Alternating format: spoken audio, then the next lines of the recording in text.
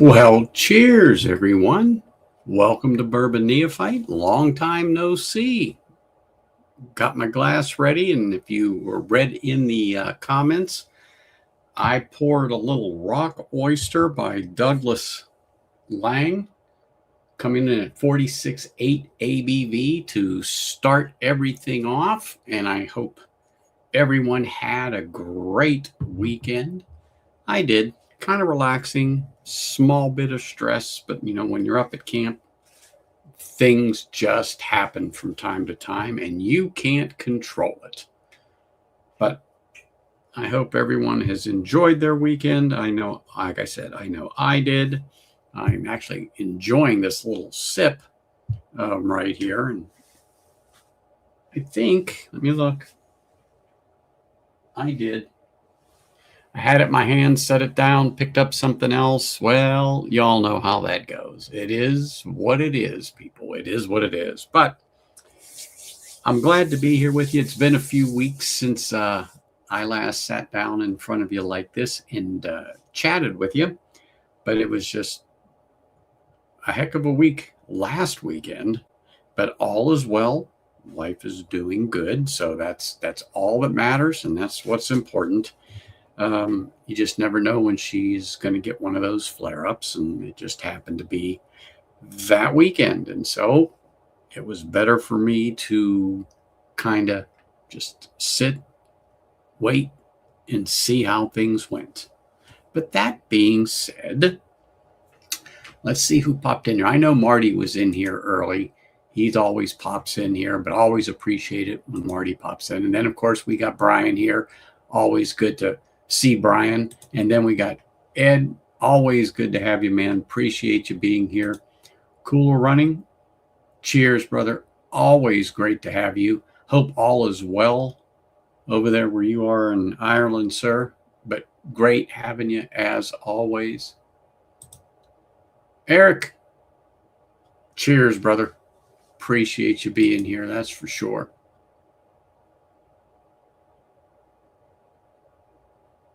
I'm going to do it another time. I'm trying to coordinate something, but as you know, your time and my time are kind of far apart. But I'm trying to put something together and see what comes up. But I haven't touched any of it yet. They're a new distillery, and how I found it is my good friends were there in your neck of the woods a few weeks ago. Actually went to that distillery and spoke to the owner, picked up that sample for me, and brought it back. So I might be able to work something out where it involves somebody from that distillery, but I'm not saying because I don't know yet. But yeah, I'm kind of anxious to try it. There's a nice little sample pack in there with 4, 5 little bottles. I opened it once. Let me grab the sample pack right here. Let's see here. There we go. 1, 2, 3, 4, 5. I was correct. 5. Some nice little 30 ml bottles. So we'll give you a nice little sample of these. So I'm really great. Unfortunately, no potching, and if I was really thinking about it, and I wasn't, unfortunately, even though I knew they were going, I'd have had them bring me back some potching. That's for sure. But I wasn't thinking. Oh, well, it's just how it goes. Just how it goes. You know what I mean? Oh, well. Hey, Neo, cheers, man. Great having you. I know I saw OJ. OJ, cheers, man. Good seeing you. Hope you are well. Hope everything is good for you. I know you're a busy man on the road, but always appreciate when you get a chance to pop in here. Hey, Josh, cheers. I know I just talked to you a little bit yesterday on Dave's stream. Good having you. Appreciate it. Tom, cheers. Great seeing you. Always appreciate having everybody here. And I appreciate everybody just saying hello and just hanging out. So like I said, I got a little rock oyster to start it off. I don't know what you guys have. Maybe you got some Irish, since Stacy had a little mess in her yard she was cleaning up. I thought about pouring some Irish to start off with, but with what I've got in front of me, little Campbelltown, little Laphroaig, I got one special bottle right here. I'm just bringing the top up. And one of the first times I cracked it already, so I poured the top off. I did not taste it. I have it opening up on the side. That's that mystery bottle that I'm going to go ahead and review a little bit. And I'm going to say, wait a minute, did I just see Mr. Morgan sneak in here somewhere? Yes, I did. Cheers, Mr. Morgan, all the way across the pond. Always great to see you. Appreciate it, man. Hope you are well and had a great weekend. Look at this here. Look at this here. Marty woke up from his afternoon nap. We're always grateful to have him here. That's for darn sure. Always great to have him here. But like I said, let me have a little sip or two here of this rock oyster by Douglas Lang. This is good. As a matter of fact, this one, Sugar Kitty got me. I have another one that Jacob got me. But this rock oyster here, if I remember right, this is the one that Sugar Kitty had found for me and dropped it off. So, always good. Like I said, 46.8 ABV. It's just a very nice Scotch. I just wish it was more readily available.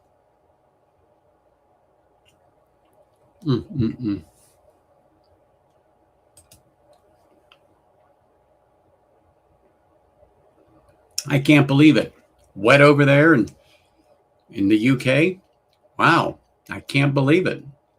I wouldn't think you guys get much rain over there. But, well, so not last weekend, weekend before, I was set to stream. But I took a detour through Utah, where I'm at in Nevada and where my camp is. You can be in Utah in about 15 minutes. You can cross 20 minutes, give or take. You can cross the line and be in Utah. So I decided to take a detour. I wanted to see something over there. And then I just shoot straight down the 15 and come home and been home to stream. But then one detour went to another detour, and then that just finished it.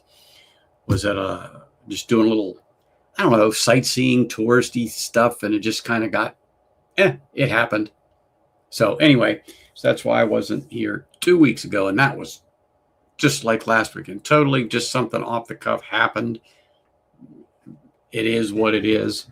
I was a little disappointed, but I don't always go in that direction or where we wandered off to and stumbled across that little museum. And I'm like, yeah, we got to go back.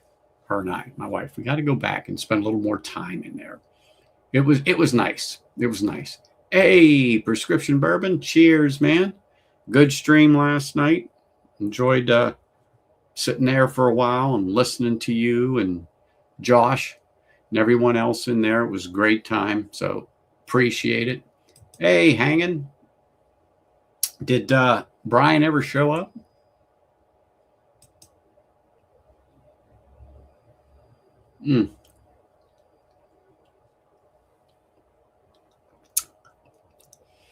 I know it's a little hard to see, but man, that's one thing about this particular Douglas Lang rock oyster. I can see it on the glass. I hope you guys can, how it's just beads up on the side there. Nice viscosity, good oil to this. Just look at something. I do believe, I'm not going to say, but I think it is non-chill filtered. Yep, non-chill filtered. To say so. There we go. I thought I saw it on there somewhere. It is. It's small print, but it's everything. I think I read it on here. It is, but it's nice. But I will say one thing: the corks are.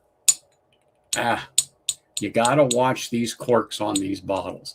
I mean, you pull it up a little bit. It's nice and snug.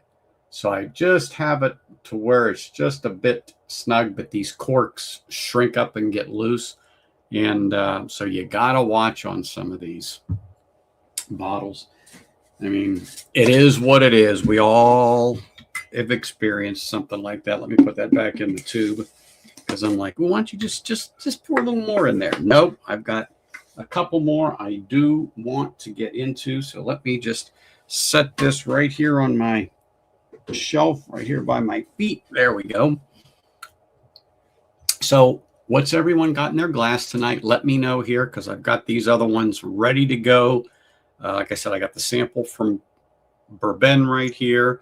Then I have another one from Mr. Gunderson right here, ready to go. And then I got the surprise one here that I'm going to get into. And you'll get to see what it is, which I'm pretty stoked about it.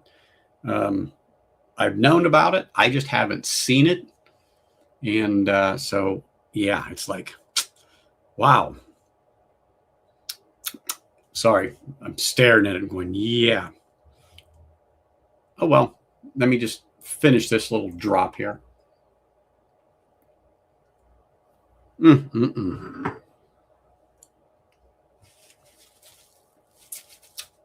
Sorry, dribbled a little bit there. It's too darn good. Okay.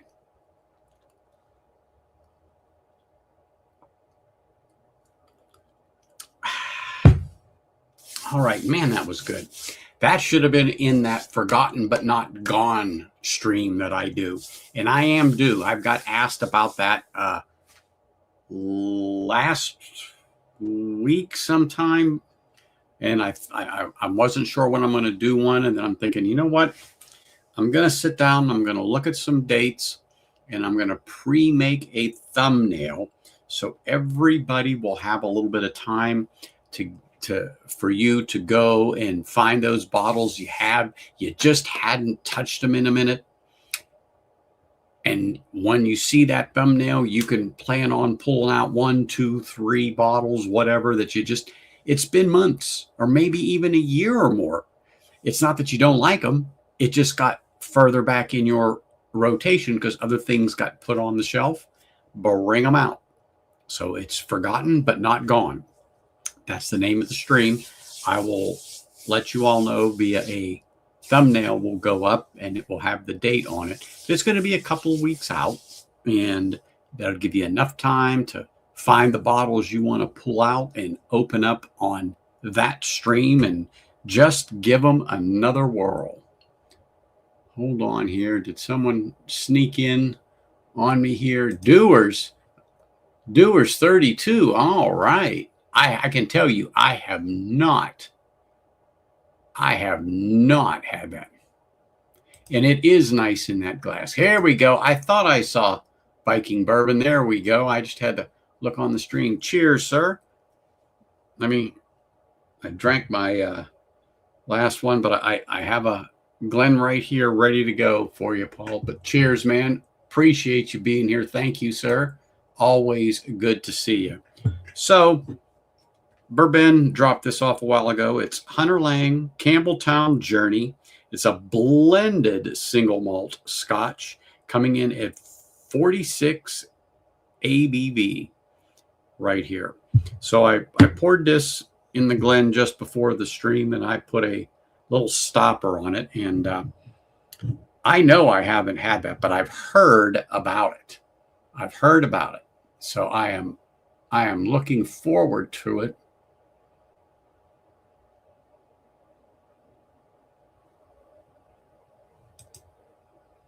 Too hot to crack. Too hot out to crack. Oh, I don't know, Tom. Springbank goes good anytime. Probably. Do you have any whiskey stones? They're always great to have if you're out on the porch sitting and you're having a whiskey and it's a little warm. Drop a couple of stones in there. It mellows it out and allows you to be able to sip on that without watering down the whiskey. They're always in my freezer. Always in my freezer. Love it, love it, love those things. All right. So let's see here. Well, you know this is a Campbelltown as soon as you put it on your nose. But oh my goodness, was that malt fruit, like, you know, the single malt. Wow, like a vanilla caramel or a caramel on the nose.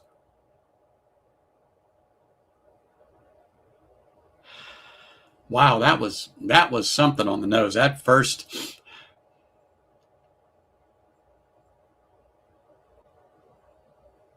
wow, that's something. Ooh, that thing is nice. Beautiful malty sweetness on the nose. Really nice. So what did I say this was? Yeah, 46 ABV. That's fine with me.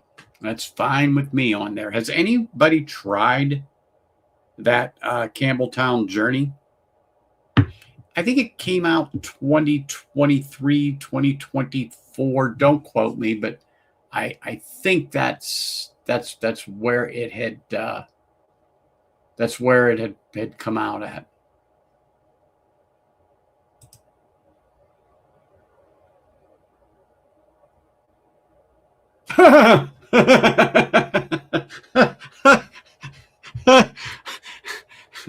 Shoot, I know winos here that wouldn't touch that stuff. You have really got to the back row. I mean, that is if there's bottom shelf, that's below it. That's for sure. But oh, you drink it. If that's what you like, you continue to drink it. But I certainly wasn't expecting you to say that. That caught me a little bit off guard. I like it though. That was funny.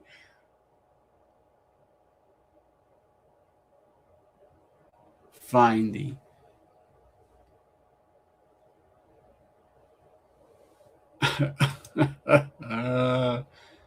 107. Yep, you're sitting where we are. I think we're 107.2 right now.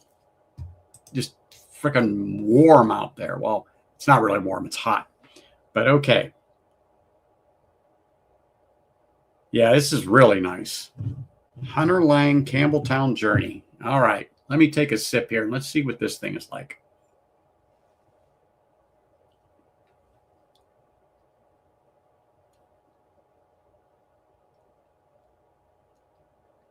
Wow.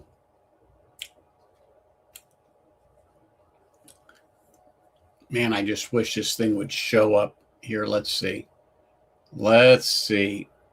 But it is just like this cascade of legs coming down the side, almost like just a stream of three just pouring down the side of this.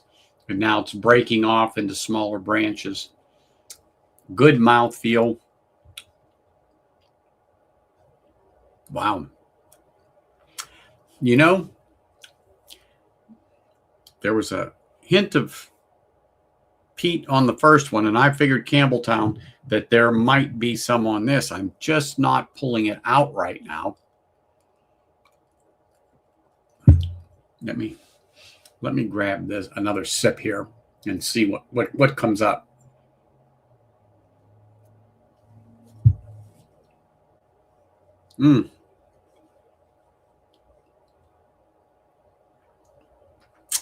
That's fantastic whiskey.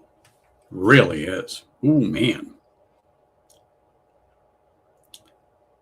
Wow. Now here, just a little bit of citrus. So to me, that comes off as just a touch of a young note on that whiskey. But oh my gosh, that is extremely nice whiskey. Absolutely. I mean, the legs are beautiful on this glass.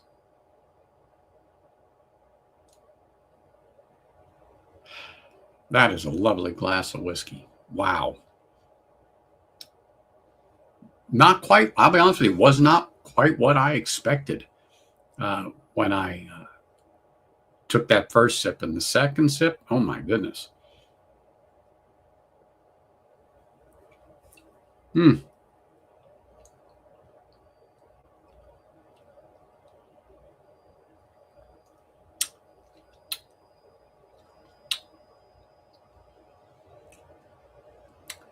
I think that I'm getting just a little citrus on the palate, a little oak, little spice. Now this is the third sip, little spice, but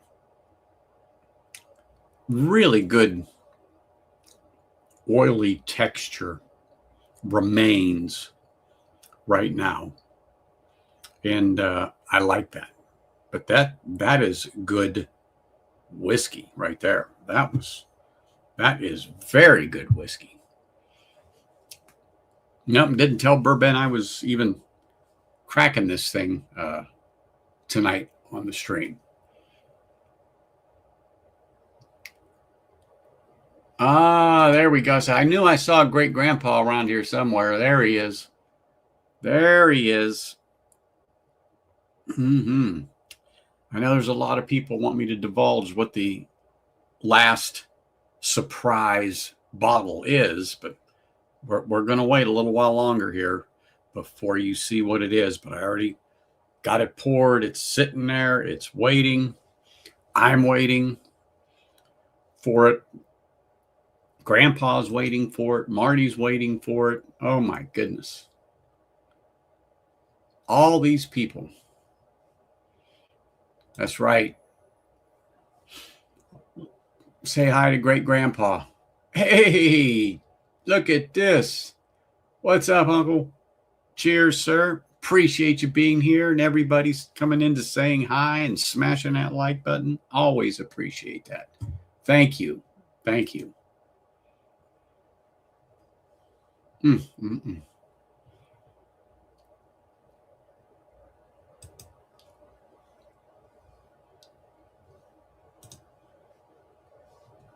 Excuse me.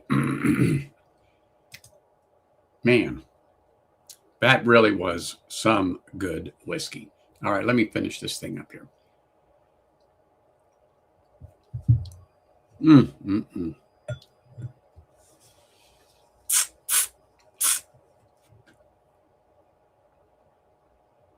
I don't even know what it cost.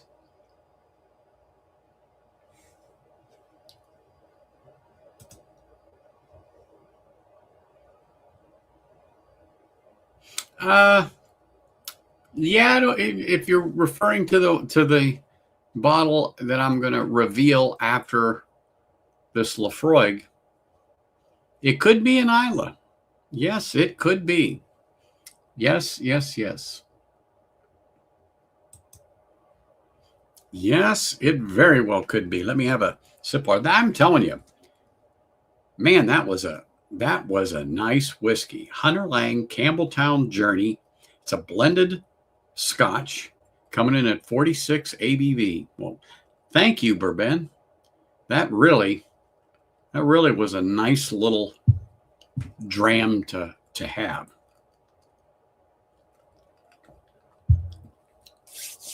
All right, next up on deck is a Laphroaig PX, Pedro Jimenez Sherry. It's non-age statement, 48 ABV, a duty-free travel bottle from Istanbul.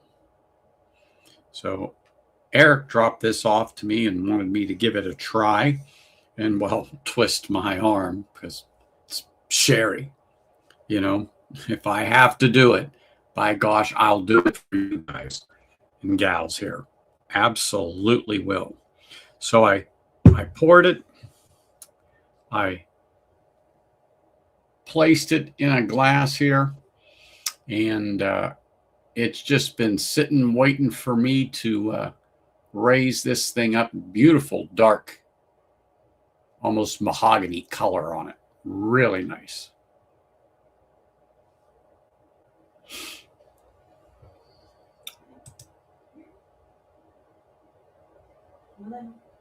It is.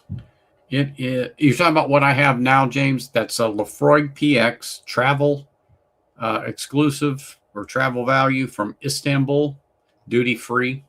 is what's in here right now, coming in at 48 ABV, non-age stated. So let me just check this real quick, because that is a Laphroaig, folks. There is no doubt about this one. The one I was sipping on, oh my gosh, I jumped on a stream a little bit ago. Oh my gosh, was it? Whose stream did I jump on? Because I did a Laphroaig Elements cast strength and something else. Oh, Emma's here. Sorry, Emma's here. See this big old horse from the first time to the last time? Yeah, she's getting pretty big here, huh? Yes, Emma. Everybody's over here, Em. Looky. There you go, Emma. Yeah, she's getting to be a big girl. Yeah, it's hard to believe you can get a dog like this to be a bigger pain in the ass than she was when she was smaller. But no, she gets bigger and bigger and bigger and becomes a bigger pain. That's for sure. Isn't that right, Emma Lynn? Isn't that right? You going to say hi to everybody? You going to wave to them? No? There you go. Give them a wave. There you go. Eric says, hello, Robin. Hello. And to you too, Emma. Okay. All right there, beastie girl. Paws are almost as big as my Oh, hand. I know. She can walk, you know. No, she doesn't want to. She doesn't want to walk. Well, no. No, she doesn't, I'm sure. Yes, she's getting big. There is no doubt about it. Emma Lynn is getting big. She's getting to be a big girl. She doesn't get in her car seat anymore. That's true. We were noticing that today on the way home, that getting her into her special car seat, because, you know, we always restrain our dogs or seat belted in the back of the car. But, you know, it's almost like trying to get 5 pounds of shit in a 2-pound bag now. So I says, you know what? Take her out of that seat and just put the harness on, because it goes right into your own seatbelt connection. And she wears a regular body harness when she's in there. So if something happens, it doesn't pull on her neck. It pulls on that whole harness, but it holds her to the back seat, that she doesn't come forward and, you know, go into the windshield, or, you know, go through the windshield, whatever the case may be. It keeps her leased to that back seat area within that bubble. I mean, it's like us, we're going to get all jostled around, but it's better than not having them restrained, just like anybody in your vehicle. But anyway, so Laphroaig PX, like I said, travel exclusive, travel value from Istanbul, coming in at 48 ABV, non-age stated. Eric thought I needed to try this, and I cannot disagree with him at all on that. Wow, sherry's prevalent, but you know this is Laphroaig. Still, you get that medicinal peat, but it is not overpowering anything, not even on the nose. The sherry shines through on this. The sherry still shines through. The malt still comes through on it. I'm not getting any ethanol. It doesn't.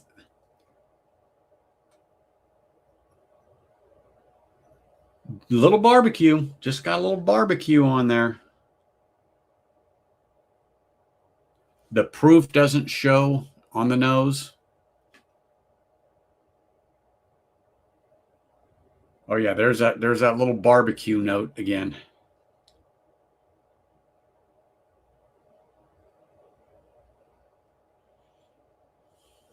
You know it's Laphroaig, but it's not like your standard Laphroaig 10, that's for sure.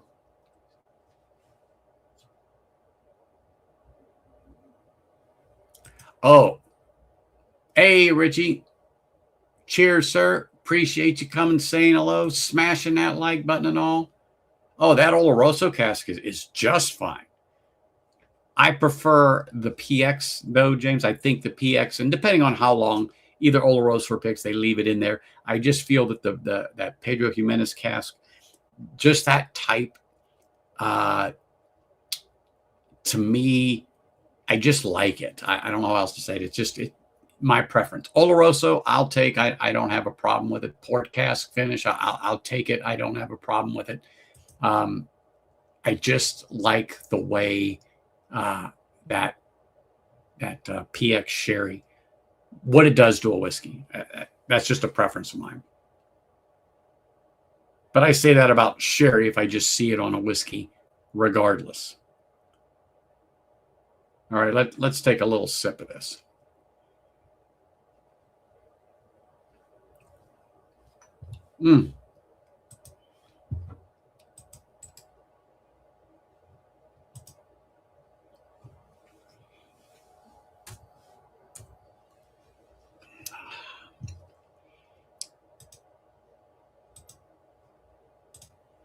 Okay. I pinned the link to chat if anybody wants to join for about an hour and have a whiskey. Feel free to click on the link and enjoy. Hey, cheers, Sugar Kitty. You must have heard me mentioning you because I opened the stream. Damn arthritis. With this one, the Rock Oyster. Opened the stream with that. And I said, thanks to Sugar Kitty, I had that. So always great seeing you, man. Appreciate you being here. Did Brian show up? I don't. Hang on. Did you tell me if he made it? I don't know, because when I bailed at about 4:25, he wasn't on yet. But anyway, always good to see Sugar Kitty. Oh, he just sent us all. Okay. Stream started, or the chat started to fly up quicker. I'm like, okay, whoop. Okay. Well, I'm glad he made it. I'm glad he made it. I was joking when I said he went for a bike ride and got a flat, but knowing him, it could have happened. It could have happened. But all right. Had the first sip. Sherry was absolutely amazing. Oh, yeah, that geezer's been here. Somehow, some way, he managed to get to the computer in the old folks' home, and there you go.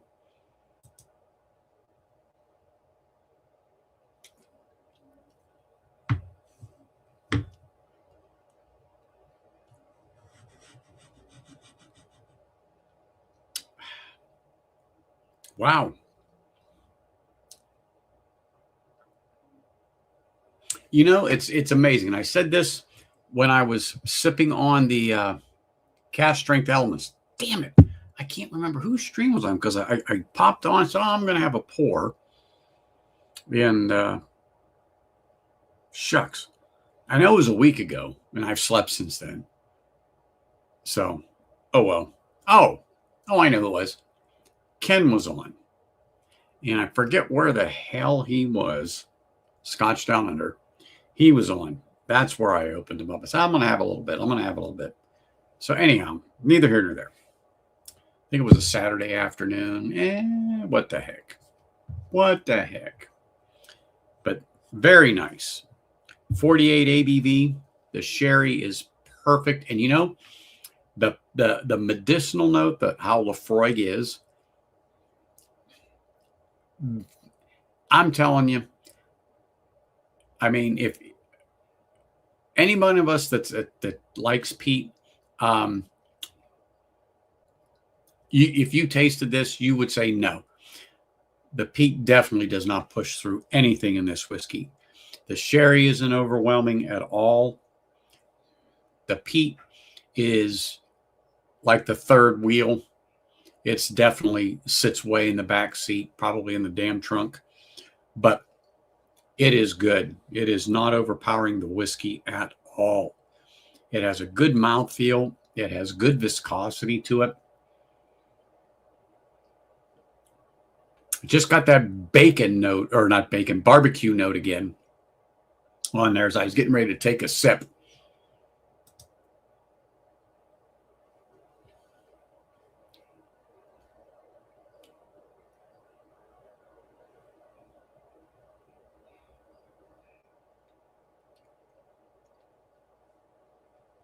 It's got a blue tube, doesn't it? Their great grandpa. If I'm not mistaken, has there, because if it's this one, I think it's the same one I got, because I got it from the same person. I got it from the same person.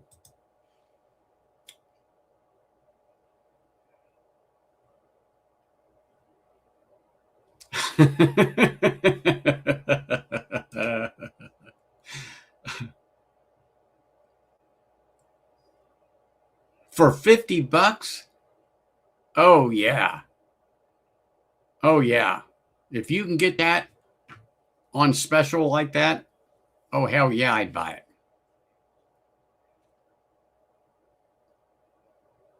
Oh hell yeah. That's a good price, I think. 10-year cask strength, $50. Take my money. Take my money. There's no doubt about that. No doubt about that.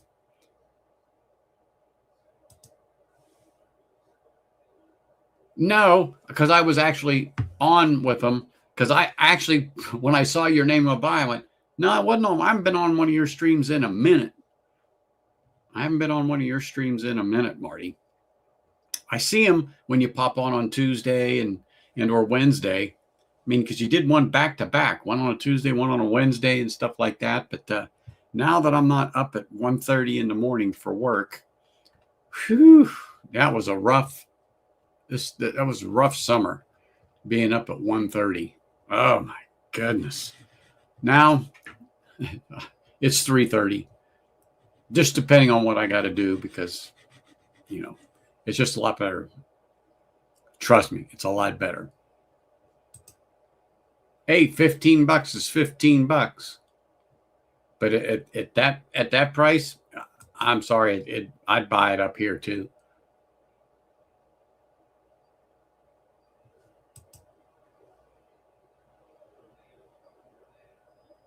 Well, it is a little late. It is a little late where you are. It's after midnight. Actually, it's tomorrow.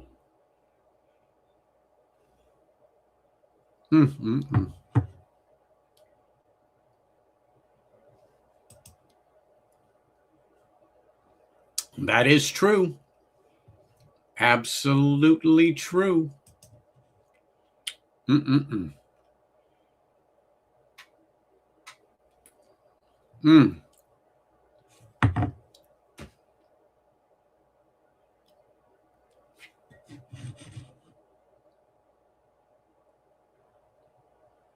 That really is a pleasant whiskey. I like the 48 ABV, a little more spice on the finish. Retrohale, a little bit of that medicinal peat, but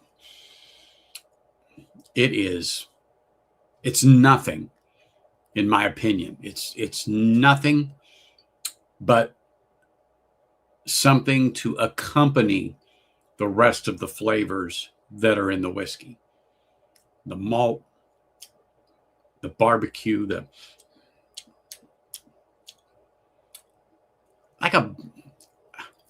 because of the peat, and it's not bad, but there is almost like a vanilla, like a dark burnt vanilla. I don't know. I don't know how else to describe that, because I'm on the retrohale, I'm getting this peat, but in the sherry, it's really, really it's really nice.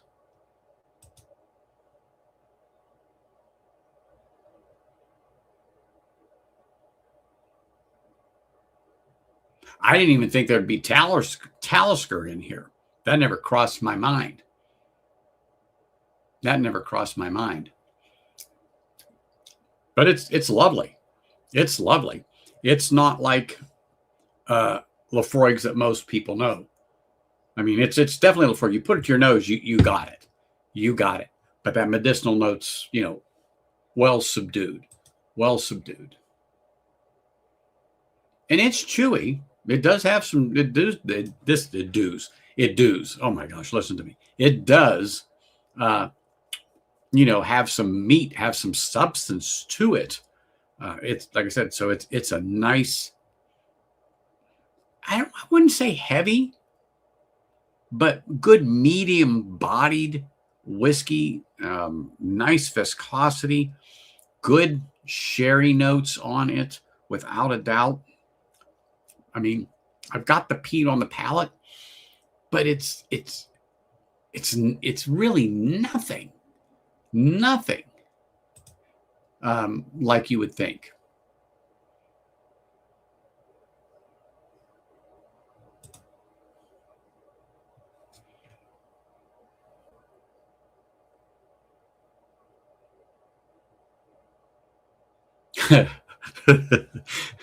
I'm not arguing with you. I agree with you on that.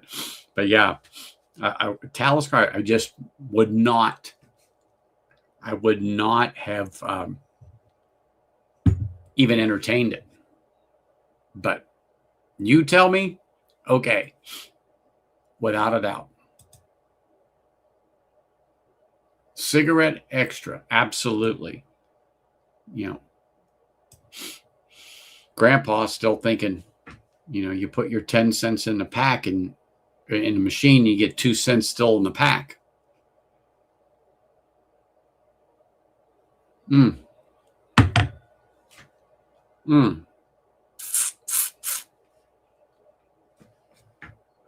Wow.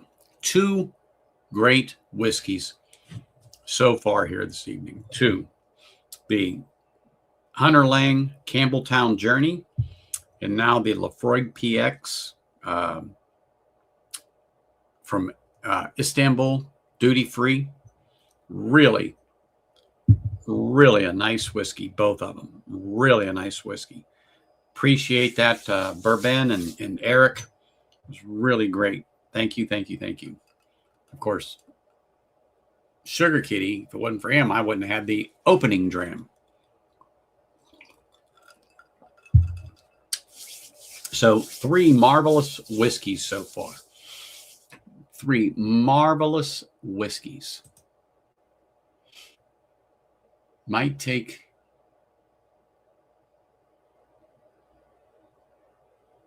Oh, look at this. Look at this. Okay. There we go. Wow, that sherry is still there on that Laphroaig. Let me have a sip here. So I said I had another bottle to show you all that I'm going to surprise you with. Some of you already have an inkling on what it is. Some of you were hinting in chat as to what you thought it might be. Some of you might have been right. And then again, some of you might have been wrong. But isn't bad.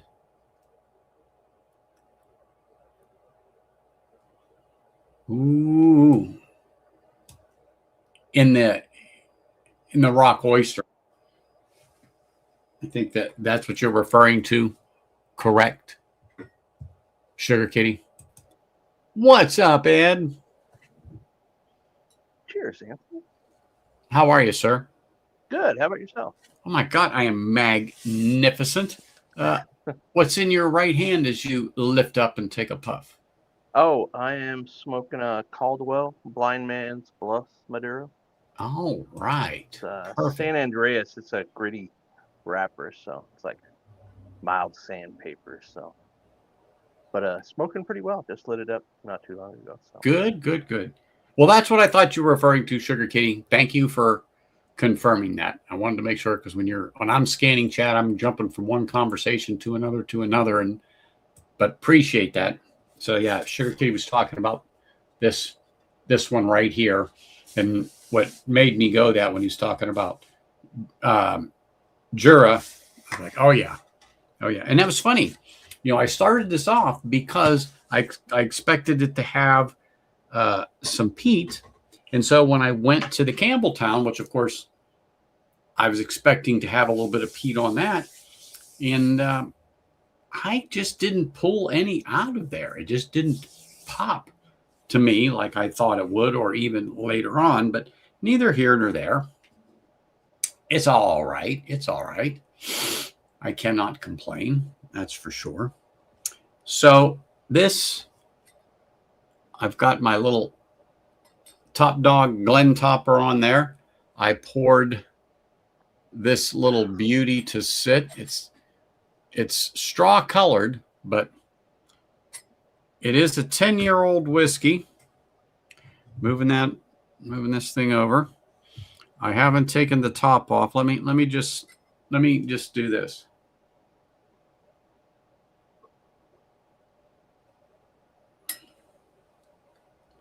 Absolute multi goodness.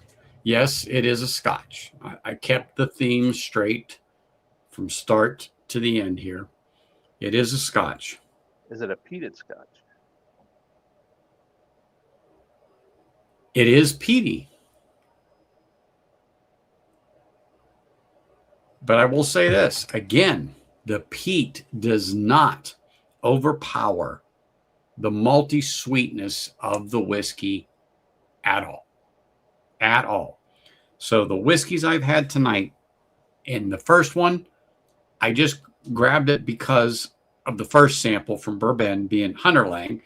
I had some Douglas Lang, Rock Oyster. So you heard me talking to Sugar Kitty. I said, that'll be good to start this off with. And so far, the progression up has been perfect. And trust me, it just happened that way.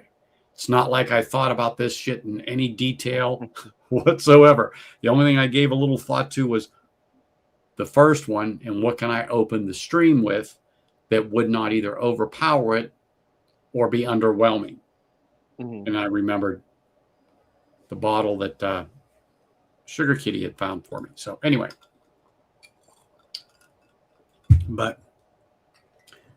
so this has been sitting in the glass for about an hour. I actually opened this up prior, and I normally don't do. I do all openings live, but I wanted to give this a little time to breathe, to, do its thing a little bit because it's been sitting in here. But I'm going to show the bottle. It is the Ardbeg 10 cask strength. Right here, the Ardbeg 10 cask strength, coming in at a measly 61.7 ABV. Oh, wow. Yes. Non-chill filtered, just so you know. Non-chill filtered. Right there. Cow. I know Sugar Kitty's saying, oh, that's nice. Right now. But, hey, a couple people snuck in here. Hey, Joe, the sample guy, cheers. Cheers, man. Appreciate you being here. Jonathan, cheers. How are you, sir? Hope you are well. Appreciate everybody coming in, saying hello, smashing the like button. But yeah, this is Jonathan. This was, I was surprised to find this, and even shocked when it came here. I was like, oh my gosh, not for underage, really? Okay. You don't say. But it's what it says right here. I've just turning the bottle around to look at something on the label because I don't want to read it before I do it. But something said not for what? And I stopped and I looked at it because it does say underage, not for underage. Well, none of us are under any age. That's for sure. But I'm excited for this thing, and the nose was great. I thought I saw Mr. Mom here. Cheers, sir. I was like, I think I'm missing one. There he is. Great having you, sir. Thank you for being here. Always appreciate it. But I was so excited to get this bottle. I mean, it's one of those things that when you get it and shows up, your jaw drops. It's like, oh my gosh, are you shitting me? Yeah. And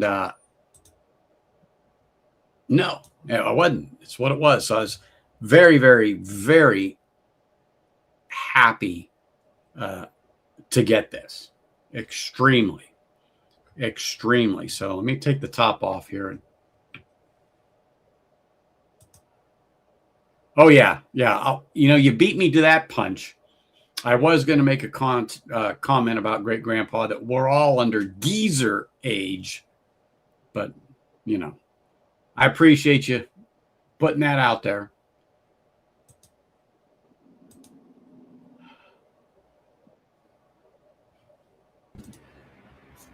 Hey, Eric.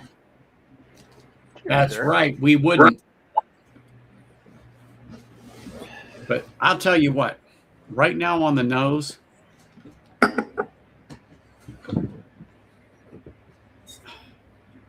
I don't know if I would peg this as an Ardbeg. It doesn't, on the nose, it doesn't seem overly peaty. No, nothing has tonight. Okay. Nothing in the peat level is what I expected on anything, and particularly the Laphroaig that Eric got. You got that bottle? Oh, hold on. He's got the bottle. So this is the bottle I was drinking. Oh, you got the Ardbeg 10 too. Sorry, I thought you had the Laphroaig. Well, I can go grab that real quick. Okay. Oh, sorry there. Wrong button. Okay. But this is, wow. Okay, here we go. This is the Laphroaig that I was drinking just before this. And, okay, PX cask. Yeah, that's the one. Yeah, 1 liter bottle. I was going to say, that's a 1 liter, isn't it? Yep. Yes. Yep. Really done well, Eric. Really done well on that bottle. Yeah, I'd always wanted one, and then we were at the airport waiting for our flight back to the U.S. I saw that in the travel value. I thought, I got to get that. I don't blame you. But it was really done well. Really, really done well. You put your nose to it, okay. That medicinal note, bing, bing, bing. First thing comes to mind, it's Laphroaig. I knew it, but I mean, that's the first thing that comes to mind. But on the palate, the medicinal notes do not show up until later in the finish. The sherry is great. The malty sweetness is great. The peat is phenomenal. Hey, Donald. Cheers, sir. Always great having you here, sir. Appreciate you coming, saying hello. Cheers, Yoda. Yeah, everybody coming here, smashing the like button. Always appreciate that. But so now, as I'm on like the 5th or 6th nosing, I'm getting a little more prominent of the Ardbeg note, but there is definitely some barbecue on this one. There is definitely the maltiness. There's definitely almost notes of heather honey on here, which so gives me that sweet barbecue note like I got off of the Laphroaig.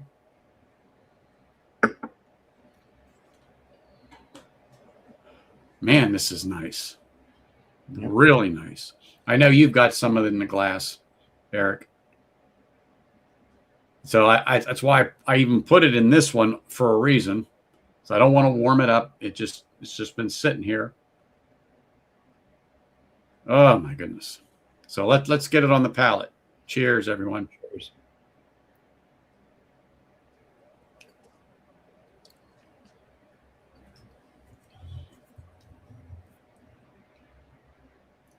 Now that's Ardbeg. On the palate, that's Ardbeg. But wow. It's definitely wow. It does not hit at 61.7 ABV. A little bit of a hug going down. Just a little bit of a Kentucky hug going down. But Here's a little spice showing up on the finish. But holy smokes.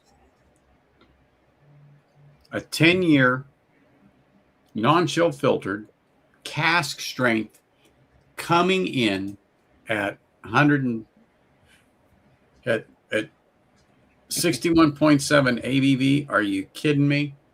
Uh-oh. Uh-oh. 2 days in a row. Sugar Greg. Kitty. The geezer got a camera.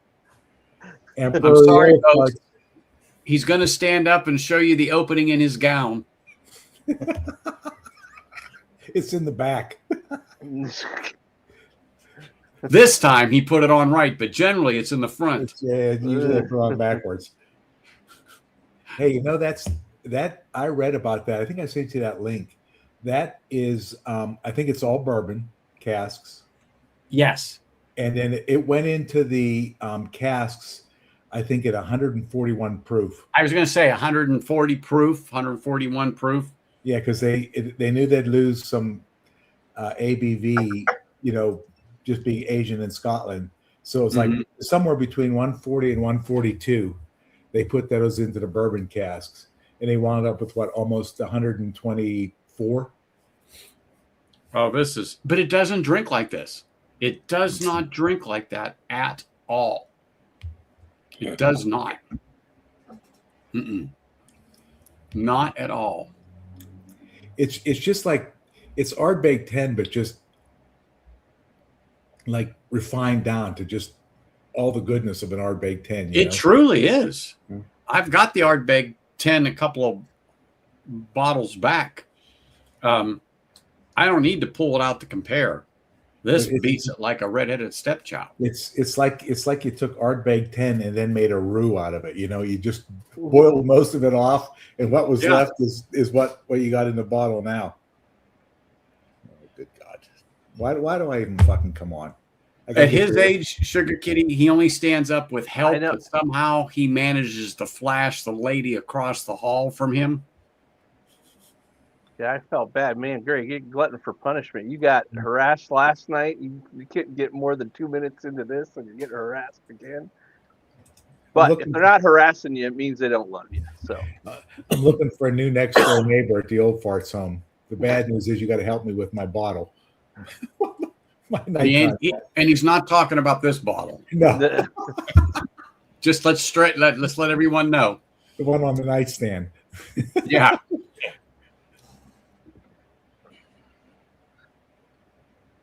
not sipping scotch. I think it has too, Marty. Uh-oh, hold on. What's Ed flexing over here? Oh, it's not a flex. Just haven't had it in a while. Had a little bit of it. I like it. It's a 25-year Armagnac. Oh, yeah. Oh, love Armagnac. Yeah. A little break from the bourbon. Absolutely. Well, Yeah. I was drinking bourbon this weekend and pulled out the Wilderness Trail. I haven't touched that in a minute. It definitely would have made the top 5 in my Forgotten But Not Gone series. But man, that was nice. Coming at 118 proof. Very nice. It was a pick from Corey's in Henderson, Nevada here. And I've had it for a couple of years, 3 years, maybe, give or take 4 years. But oh my gosh. I'll tell you what, Nice. those Wilderness Trail bourbons with the 927 yeast strain in them, those are really good. I think that's what this one was. I have to go look. I don't like the Fem Pro and the other ones, but the 927 yeast. Okay, no, this one is the one you don't like. Oh, I don't like the Fem Pro. I like the 927.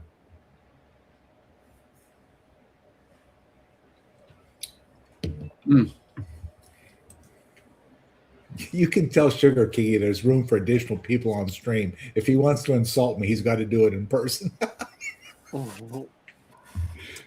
Trust me, you know, Sugar Kitty has no cooth. He would come on. He has no filter. No. If people don't know that about Sugar, oh no. Sometimes when that mouth opens up, he's so surprised. at what comes out. He just enjoys watching the reaction of everybody else. I mean, there's a little bit of a kick to this, Anthony, but for 100 and almost 124 proof, this isn't scorching you on the way down. This is very approachable. No. I mean, there's a little bit of a hug, yeah, but it's not tearing you up like a Blue Label Old Forester can, you know. Holy shit. So I could never drink those. They were just nothing but fire. Well, tore up, dropped off a sample, and I got it right here. And I drank it on stream a while ago while he was there. I couldn't believe it. I go, can't be one of the Blue Labels. Every one I had, instant sweetness. I'm like, oh, great. 2 seconds later, and that's that. Okay, everybody, this is your warning and only warning you are going to get. You thought Whiskey Uncensored was bad? It might go off the rails. Oh. Your mother was an hamster, and your father smelt of elderberry. I warned you all.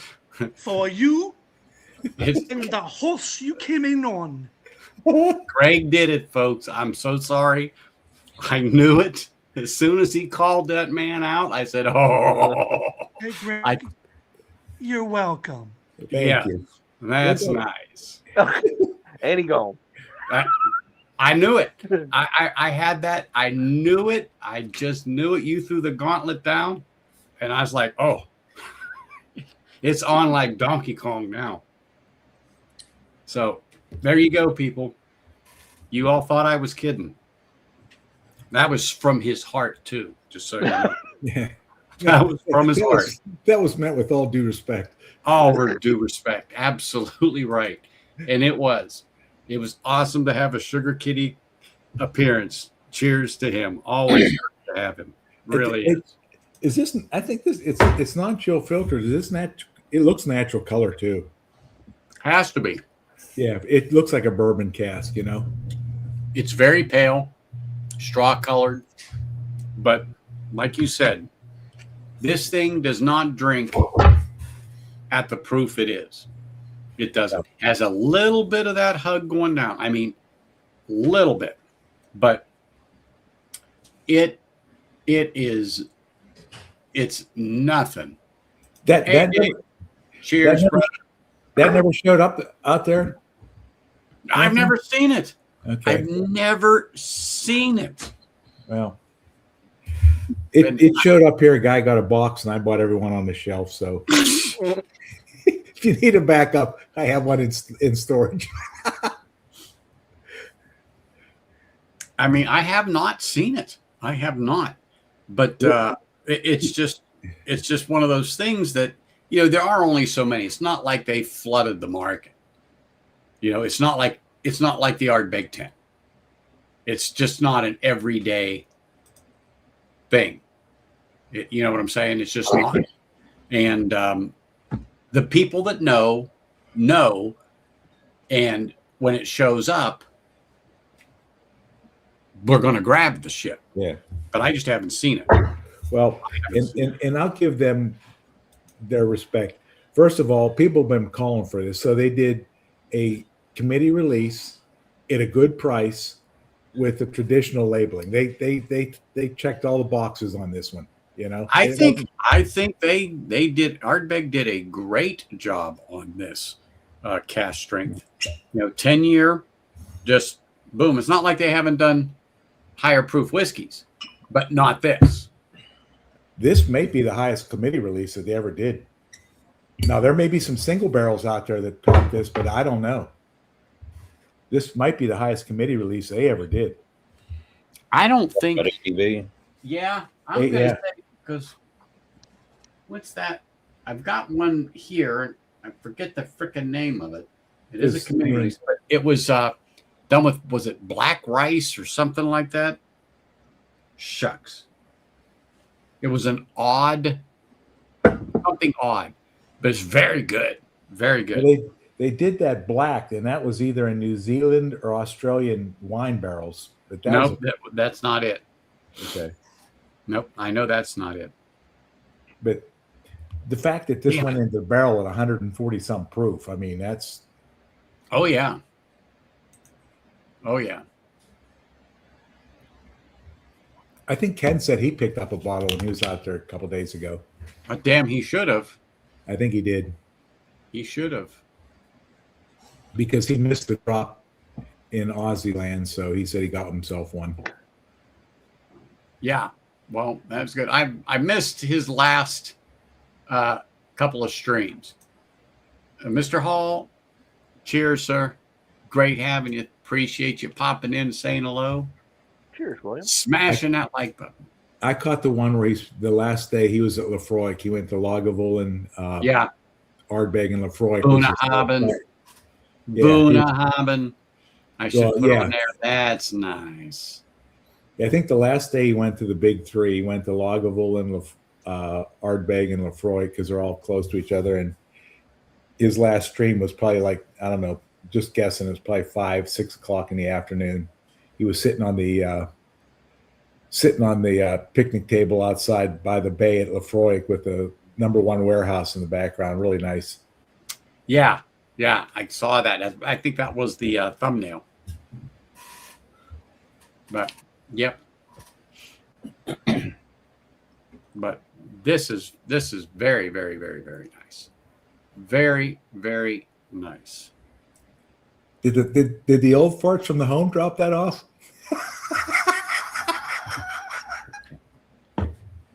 Yes, he did. Yes, he did Get the drop that off. collection up at the home. I didn't know if you wanted me to divulge that. That's all right. All us old farts kicked in our bingo winnings. Yes, he did, folks. This was a shocker when it showed up on there because he said he was sending me something. And so, I'm expecting my normal. Hand delivered.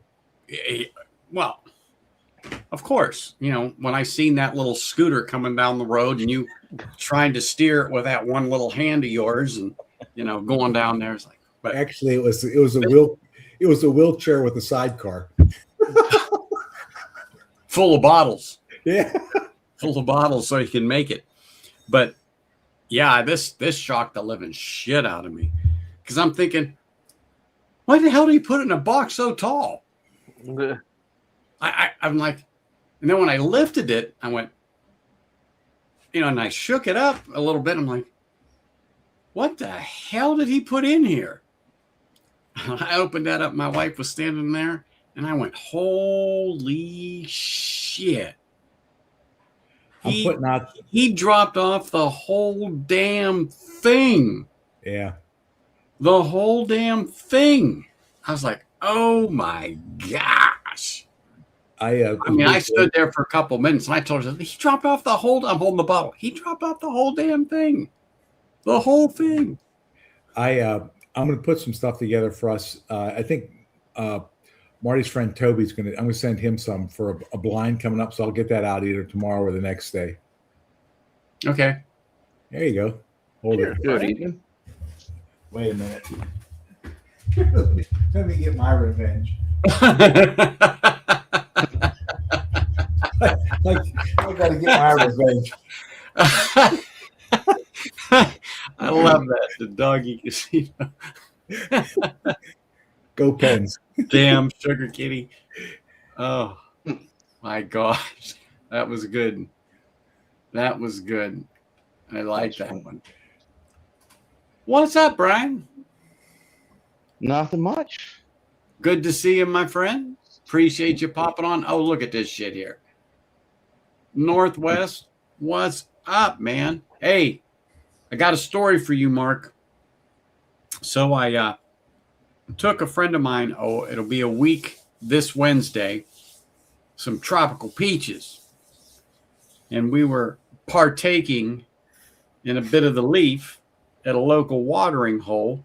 So I asked them to bring over a rocks glass, and I said, do not put any ice in it.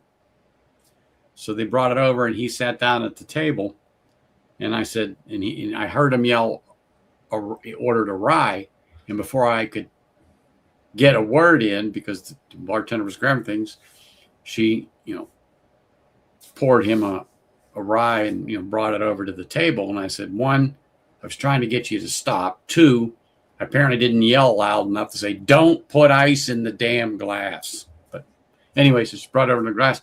He got to try that. He was floored at how good that was, Mark. He's like, "What did they add to it?" I said, "Nothing. It's not like they squeezed peaches into this thing." I go, What is this exactly? that was his pick.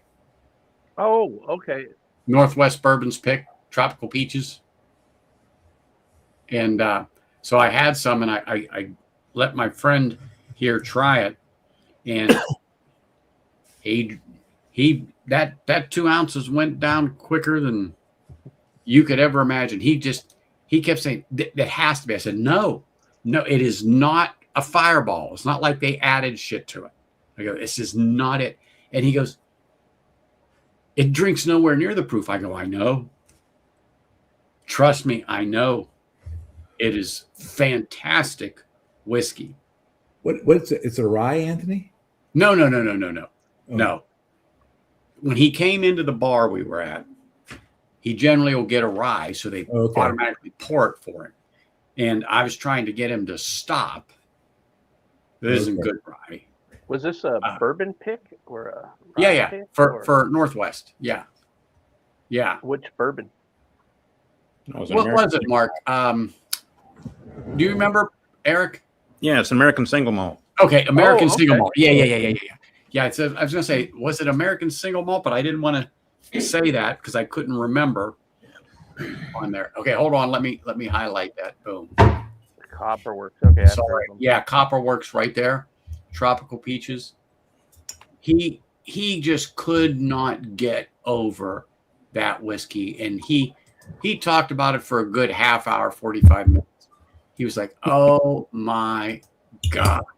Yeah, this is like my third Love volume.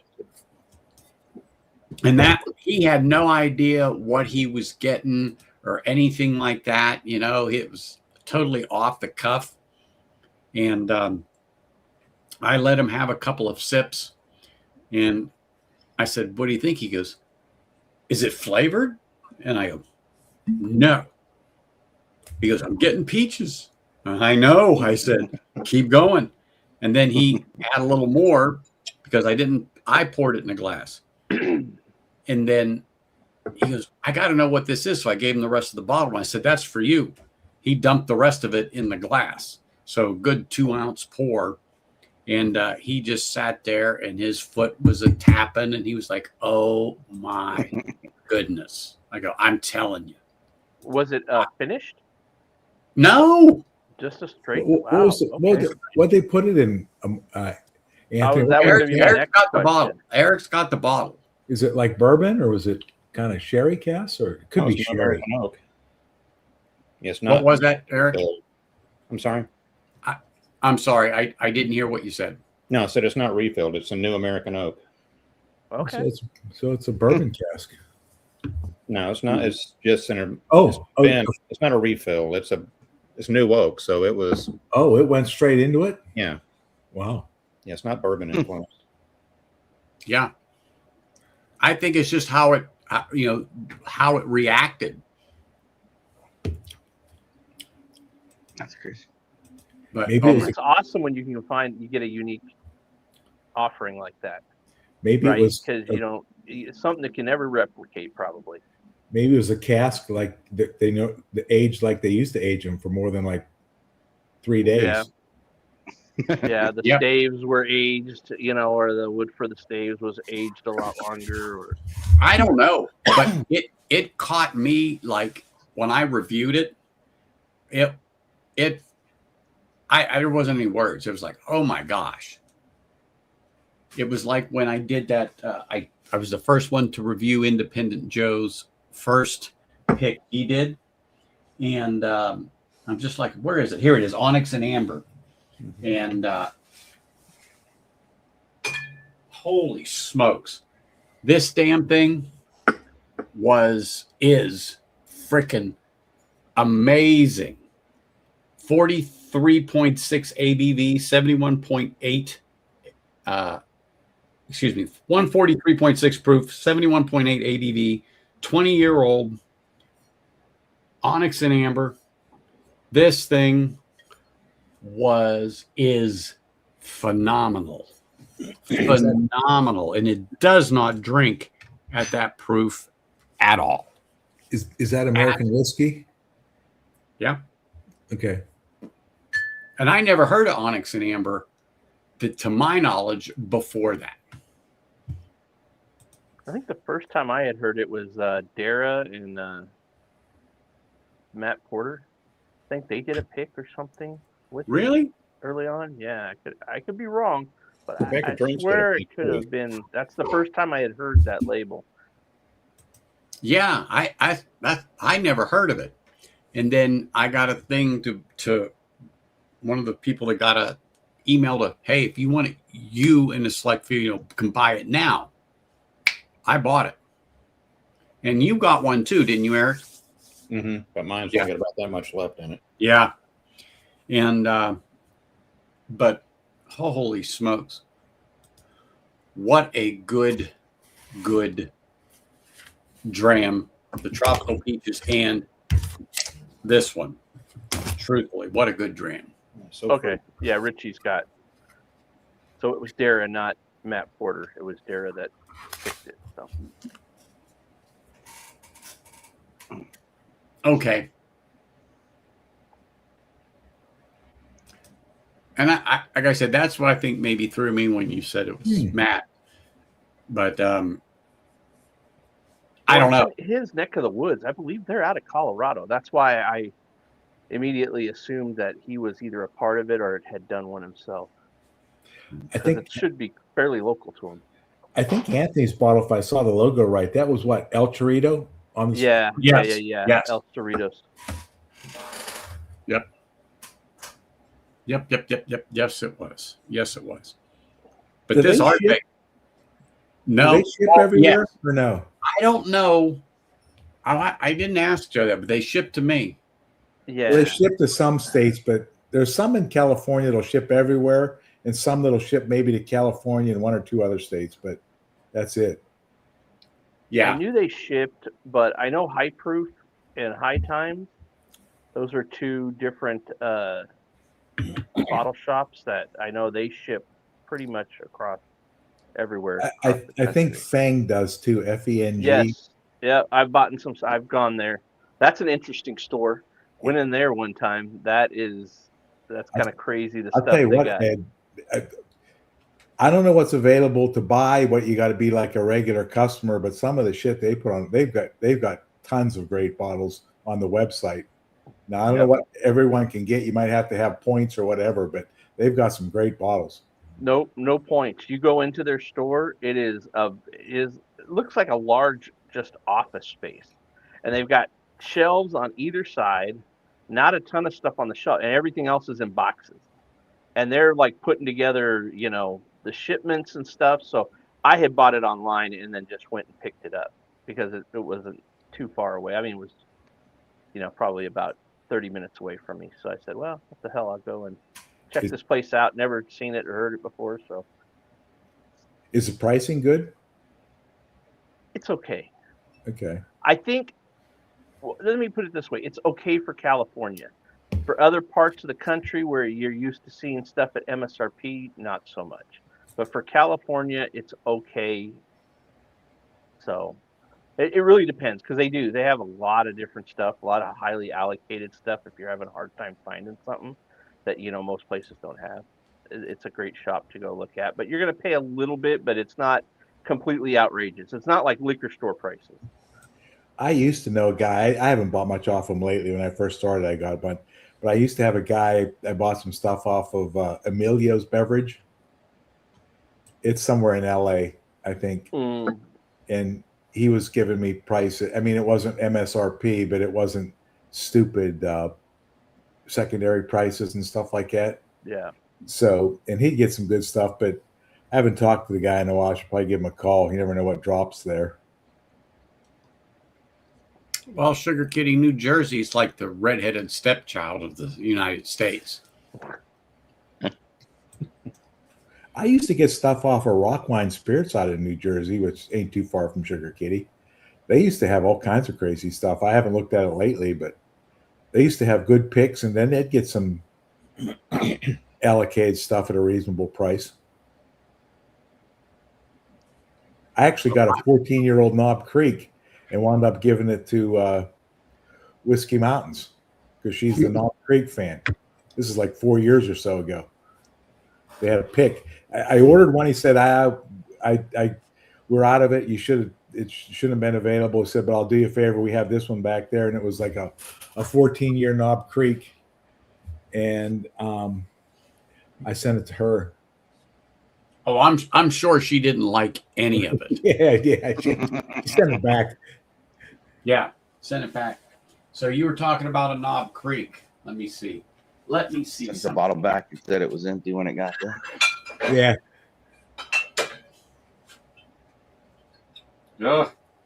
One of the first picks I ever got. Oh. Hobby Nobby, which is Knob Creek from Liquor Lineup. Okay. Wow. Yeah, they have not opened or reopened after the passing of the owner. That was in June. I was going to ask about that. Had they picked up? I haven't seen. I don't know what's going on. I think it's safe for me to call some of the people I know now because in the beginning I thought it might have been a little too early to be nosy. If It was you know sudden, what I mean, right? It was a very sudden thing. It wasn't like. Oh yeah. It was very, very sudden. Saul's passing was very, very sudden. Shocked me. Matter of fact, when it was told to me on stream, because somebody knows another person happens to be out here, and that's how it got to me. I was like, "You got to be shitting me!" And of course, they sent me the links, and of course, I'm pulling them up live on stream. I'm like, "Holy crap!" I was just there, weeks before. But yeah, that hasn't opened yet. Cheers, Bill. What was that? Hobby Nobby? It was called Hobby Nobby at 120 proof. It was a collaboration with Whiskey Slickers here in Vegas. And What's the age on it? It's I just apologize if you already said it. No, I did not. I think it's just a standard Knob Creek. It doesn't state an age. Okay. Hold on. That almost sounds like a colloquialism. I'll have the Hobby Nobby. 9 year. Okay. Yeah. So I just looked. I said, "Oh, you just got to read, Anthony." Yeah, 9 year. But What's your for, Bill? Compass Box. It's a blend that they did for a bar in Houston. So Reserve 101 blend. ooh, Um, always gotta like those. But the one I was getting to, but this was just in the way. Let me move it. God, now I'm gonna have to put all this shit back in order. But I hate Blame when I Greg. like how I don't think they're supposed to say Abalor, so it just says source distillery near the town of Abalor. I gotta send this one to Saying it without really saying. Adriana because I know she's dying to get one. I think she'll only take it if it has the button on it. Yeah. I'll tell you what, though, some of those are high corn ryes in the mash bill. Those aren't bad. Knob Creeks are. I even forget how I got that sucker. I don't know if I bought it. You might mistake that for a high rye bourbon. Some of those. 100 proofer, not bad. But these three, and I've never opened them. However, I've tried them only because I was in the right place at the right time. I got to get the other one. And this was during the pandemic. And it's Liquor World. So they had these. Let me highlight myself here real quick. So they had these Knob Creeks, 120 proof, and their picks. Okay, so there's one. Here's two.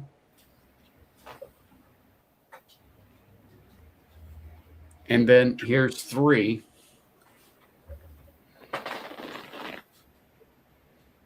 That somebody never picked up. And so they got a heck of a deal on it. And they picked it up.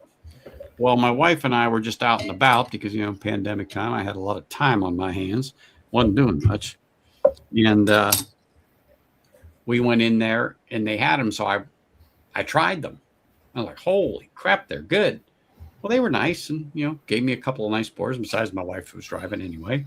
It was good. And so I picked up all three of them. Well, I just never opened them again because I had them. I'm like, oh, damn, they are good. And they really were good. I don't know what it was. Well, I would check the age on them because I believe in talking with Darrell and others that around that time they were still putting out 10 and 11 year. This was distilled in May of 11, and then it was bottled in August of 2020. 9 year. 9 year, okay. Yep. 9 year and a month or so. Give or take. Yep. There ain't many of them left, but if you ever see the ones with the old tin strip on the front that say Knob Creek, grab those. Those are really good. I have an old one. I got on secondary recently for like $80, and I was like, dude, when the guy did it, I was like, what are you doing? Yes, I'll take that. Yeah, bourbon or rye, both are good. They have that little tin strip above the front label. Yeah, one of these. Yeah, that's it. Dude, these are good. Yeah. Now I have a bottle like that, but it doesn't have the tin strip. I think the tin strips are pick. They're picks, yeah. Oh, they're picks. Okay. And I think they quit doing those probably 6, 7, 8 years ago. Those ones with the tin strip on them. It was like before I got bit by the bourbon bug, right? So then I was like, I saw one. I was like, yeah, I need that. I got to go back in time. Yeah, I think it's probably before 2020 because I got one a rye for me and Marty, and it was over a store in Charlotte, and they just had them sitting on a dusty old shelf in the back corner, and I grabbed the 3 or 4 that they have left and got some for me and some for Marty, and I think she said that those things were bottled and they put them on the shelves around 2016, 2017. That's how long they were sitting around. Wow. Yeah. And you found this after 2020? This was, yeah. They were just sitting there. Nobody wanted them. They were sitting in the back corner of the store on a dusty old shelf. And I saw it and said, yeah, I'll take those. Get me a box. I'm taking them all. Wow. Yeah. Yeah, go get some boxes. Eric, I hadn't seen you for a few weeks, and I was cruising YouTube, and I was like, let me come say hi to. Not that I was avoiding you, Anthony, but I hadn't seen Eric for a little while. Oh, Bill, missed you last night on Sean's stream, but they said you were otherwise occupied. Yeah, I was tuckered. It happens. Yeah, Marty has that in comments. He sent a blind to Toby and Adam Shelton with those. I think the ones I got Marty were ryes. They did them in bourbon and ryes with the old tin strip on them. And Knob Creek ryes are kind of like a high corn rye anyway, You're right about the rye having the metal strip as well. Yeah. Hey, cheers, Katie. Oh, cheers, Turk. Cheers.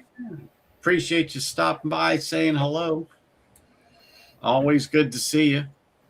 And if anybody needs coffee, you know where it is. Katie, make sure you post your link here. You're more than welcome. You are a wrench. Their coffee's solid. That's it is. It's all I drink now. Yeah, it's solid, man. There's a place in town that I get from too, but I'm not a big coffee person, so it's like I'll go through spats of where I have it every day for like 2 weeks, and then I'll go like 6 months without having coffee. Right? That can't happen with me. We used to have a local place that used to roast their own beans and stuff, and if you get them right after they roast them and grind the beans up and make your coffee, it is Oh, really good. Dude, I didn't know how much those roasters cost.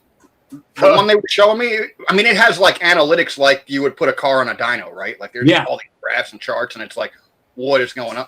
But they're a few $100,000 for like a good roaster. It's insane. Oh, you should see the setups the Turks have. They got a couple of those machines.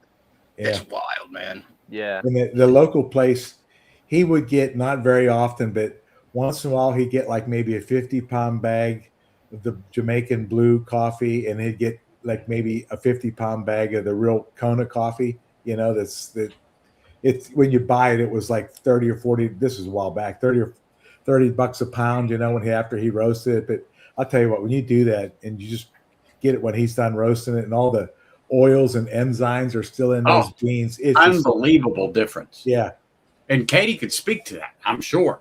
But it is a huge difference than, and I'm not knocking them, but you get the national brands. Yeah, it's not the same. No, it's just not the same. I mean, they're roasted, yes, but the bean quality, it's not the same. And how long they've been sitting in that bag? That's the other thing too. You know, if you get fresh roasted coffee, it'll turn you into a coffee. Yeah, your wife says that about you, about sitting in that bag. Hey, leave my bag out of this. Yeah, I mean the Turks do like R&D too, so they'll go through and they roast them to try to find the best, to figure out the length, how long, and they do a lot of it's an art. Yeah, their blends and everything there before it goes out to anybody. They're roasting, trying, and perfecting it before it goes out. So, and I'm not talking about the commercial ones you see like in a coffee shop, but you can drop $3,000 to $5,000 on a home cappuccino espresso machine. You get like a Rocket or one of those brands that have the dual heaters. If you're into like the espresso and shit like that, those things ain't cheap either. Oh, to actually put out their coffee? Yeah. They got to be calibrated like daily too. Like they got to waste a few cups to get it dialed in right every day. I mean, and the good ones have like two. There's a steam tank for the frother and a steam tank for the brewing the coffee, Oh, those espresso machines, holy crap. Yeah. I never knew there's so much to it. The water temperature, the pressure, and not to mention the beans, but there's a whole science to this. And then, listening to Katie about roasting the beans, I know it's something, because I've heard people who tried and said they've lost a lot of beans because it wasn't the roast they thought. And once you got to get to know your equipment and what it does, and because like everyone's saying, you lose a few cups, or you lose some in the beginning until you find that setting and for temperature and humidity and the whole 9 yards to get that roast. Then you got to write it down. And these machines, you can dial it in on this stuff. I didn't realize how intricate it was. I just thought you threw it in the oven, you set the timer for 10 minutes, you pulled it out, you ground them, and away you went. How do I know? This is not like a laundry dryer. Just no. the beans and no, it tumbles around. No. Yeah, I've learned more about coffee between Turks and Jake.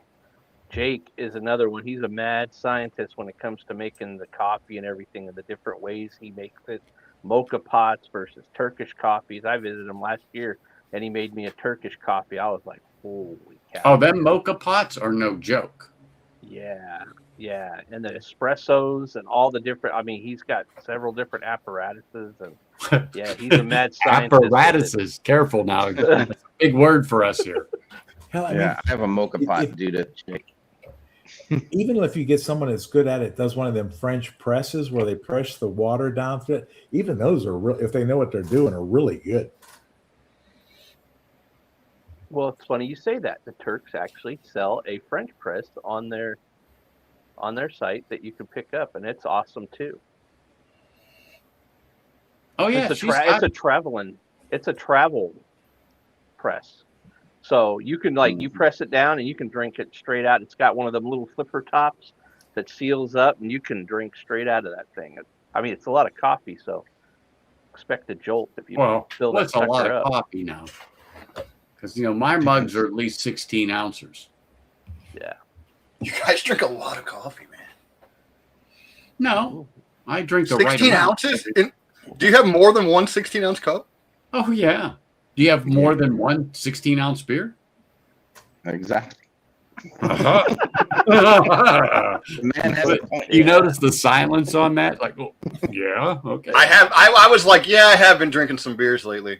Yeah, I could see that pause go, okay. Touche. Yeah. Touche. Hey, Anthony, instead of drinking all that coffee, you ever just considered snorting the ground beans? I tell you what, when you the grind them, I used to get whole beans and then I would grind them here. Man, that smell is amazing. And you could see the difference and you could feel the difference in the bean. When you pick it up, they still feel moist, not like they stick together compared to the national brands you get in a big can. Yeah, if you're a coffee snob that's into espressos with machines and stuff, you can drop a couple grand just on the fucking grinder, Oh, yeah. Some of the cheap ones are a couple of grand for your home. Couple of grand. Those ones you buy, you think, I spent $300 or $400 for at Best Buy. Oh shit, that's nothing. I mean that's just a teaser. I think the one my dad has was almost $3 grand. They're a lot, man. And he uses the shit out of it. Now I'm gonna have to go and start buying coffee shit. I'm off bourbon. I'm back into coffee. Yeah, bullshit. You've been converted. I mean, drop a line to the Turks. They'll line you up with good equipment. I used to be into it a lot, Ed. And I kind of got out of it, so maybe I have to go back into it. Yeah, I'll drink 16 ounces of caffeinated in the morning, and then they do a decaf, which does not taste like decaf. Like sometimes decaf can be a little blah. The ones that they put out is fantastic. So I'll have a 16-ounce cup of decaf in the evening. So we had like a nice coffee shop with a really nice Italian espresso machine where I used to work, and you go in there in the morning and get yourself a nice, really fancy coffee. It was good. And then I kind of got off it. I might have to get back into that again. So I forget that one. Is it a monkey or something like that eats the bean and shits it out and they collect it? Oh. It's a lemur. That's it. Okay.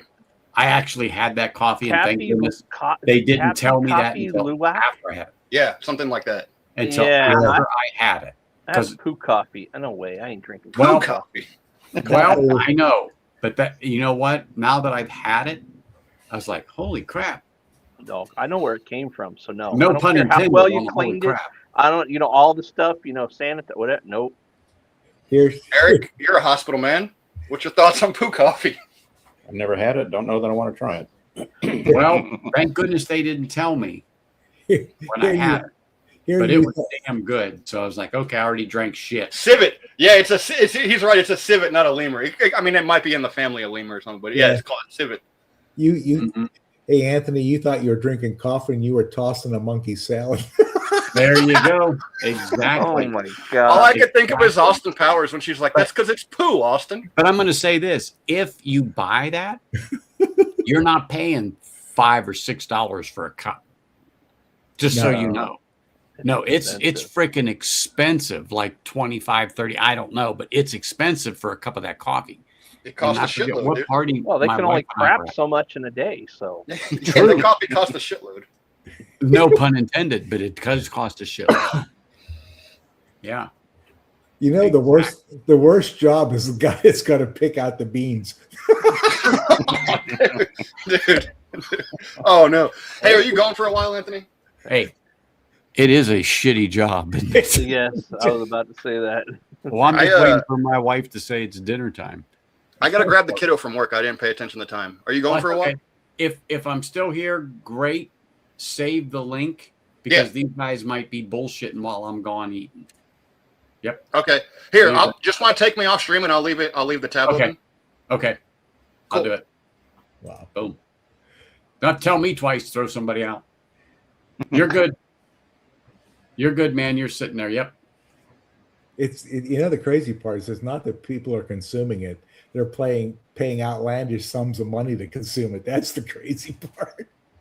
Yeah. Well, But yeah, if you know, I mean, it wasn't what I thought. I mean, it wasn't like in your face or anything like that, but it was just plain good coffee. You know what I'm saying? It was just plain good coffee. Now I'm sure you can get it more robust. I don't know. It's just how it was made, but it was just good coffee. And then they told me what it was, and you know how you're like, ah. So it's the first time like I ever ate tripe.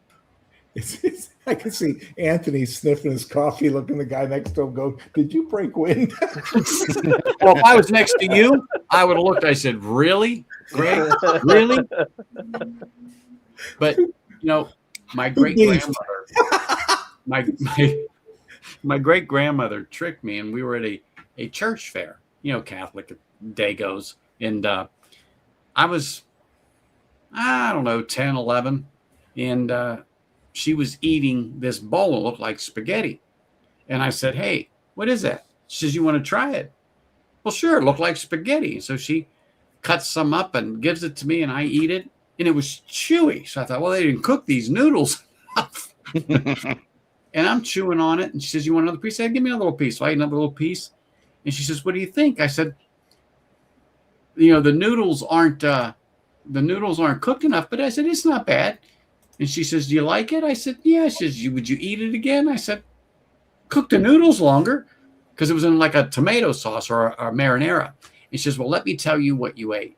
And it's like, you know, as a kid, then you go, and she says, "It's tripe." I go, "What's that?" "Cow stomach." Yeah. And so, you know, you pause. No. And this is what I said. I said, "Well, it was good. I'm not eating it again." I'm not eating it again. But, you know, I'm laughing, but I probably did as a younger kid, not knowing, because in an Italian house, especially on certain occasions, like a holiday, they'll cook stuff like that up. I just didn't know you ate what was in front of you. We all know that. We're all that age that you said, "No, well, then fine. You just ain't getting shit." No pun intended there about shit coffee, but you didn't eat any more the rest of the day. Nothing, period. You could have starved until morning.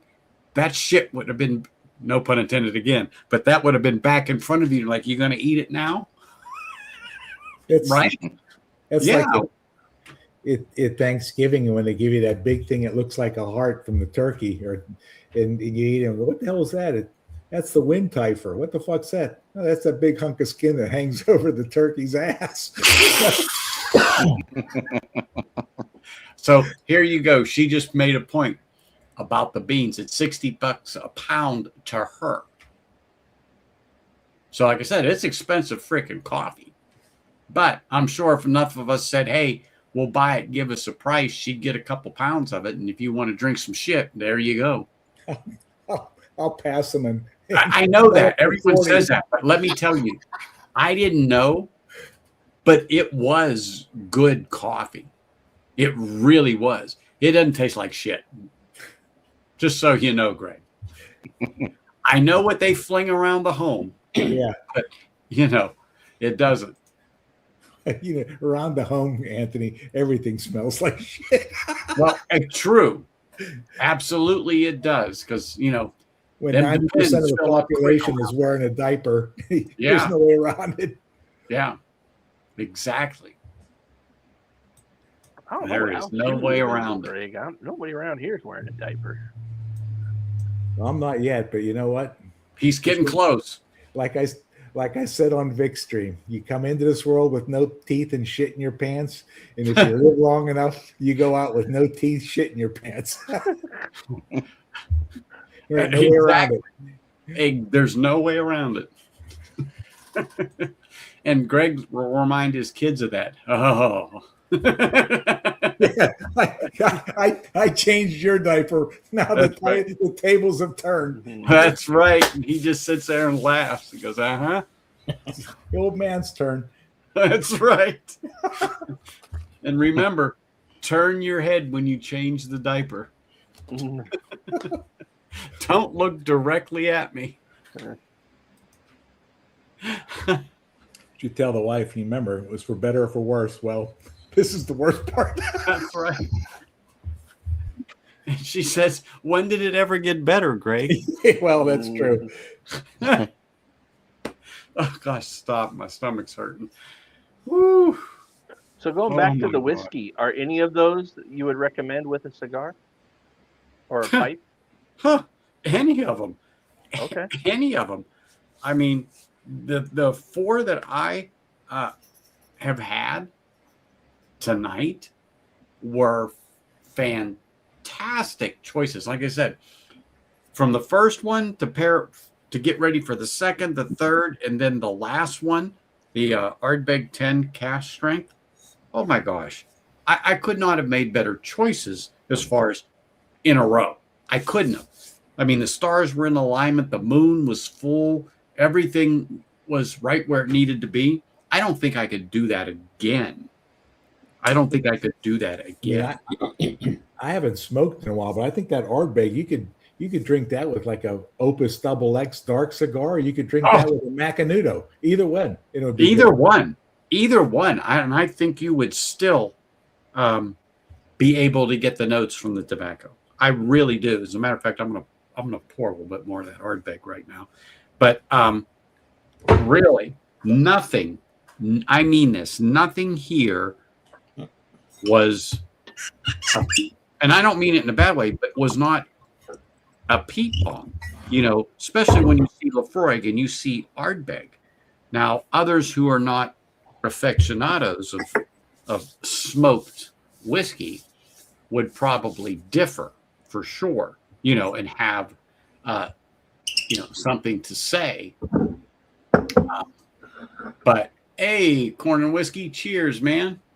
Appreciate you being here, smashing the like button. So I tell everybody, smash that like button so hard that frickin' Stall feels it. But oh my goodness, I'm just saying, it's nothing here, truthfully, was bad. I can't believe the choices I made as far as just sitting here for 15, 20 minutes when I got home just to make the thumbnail and then looking at the whiskey in front of me going, I'm going to do this, I'm going to do this, and this. And I went, oh, shit, let me try that. You know, I actually was thinking of a bourbon thing because I have some I haven't dived into, but truthfully, I have more Scotch now than bourbon. Way more Scotch than bourbon now. I mean, the beginning years, yeah, it was bourbon. And then when it was so scarce, I just turned around, looked at the Scotch aisle, went, oh, boom, boom, boom, boom, boom. And then that just took off. It just. Remember what Anthony, when they had a channel, remember when I Whiskey, She Wines? Oh, yeah. On the stream had her try a Lagavulin 16. Oh, my God. The face that she made. Oh. It was, how do you say, it looked like like an anteater's tongue going. Yeah. But that's the typical person who's not used to peat, who went right off the high dive and into the deep end. Yeah, you should not. You should not go. There you go. There it is. Oh, yeah. Is that the sweet peat? No, that's a 16. 16. Yeah. Oh, that's beautiful. That is the quintessential Lagavulin that I recommend to everyone. And I'll tell you what, I'm not sure which date Brian's is, but I'll tell you what, I got a box of this year's, and it's good. I liked it. I thought maybe it might not be as good as what, but I enjoyed it. You know, sometimes the later releases aren't as good as the early ones, but it was really good. Yeah, Sugar Kitty. That's new packaging. That's not. Hold on. That's not this one. Well, the crazy part about that is if you look inside the box, Brian, that's when the bottling date is. It's inside the box. There's the old. That's the old box. Yeah. And this reminds me, every time I kick it with my foot, it's empty. Yeah, and that should be there too. Inside the box is the bottling date. Yeah. In the box. Inside the box, yeah, should be. So, Ed, Yes, sir. I don't know if I showed you this, Brian. So, I saw this on Scott's stream. Did you guys ever see this?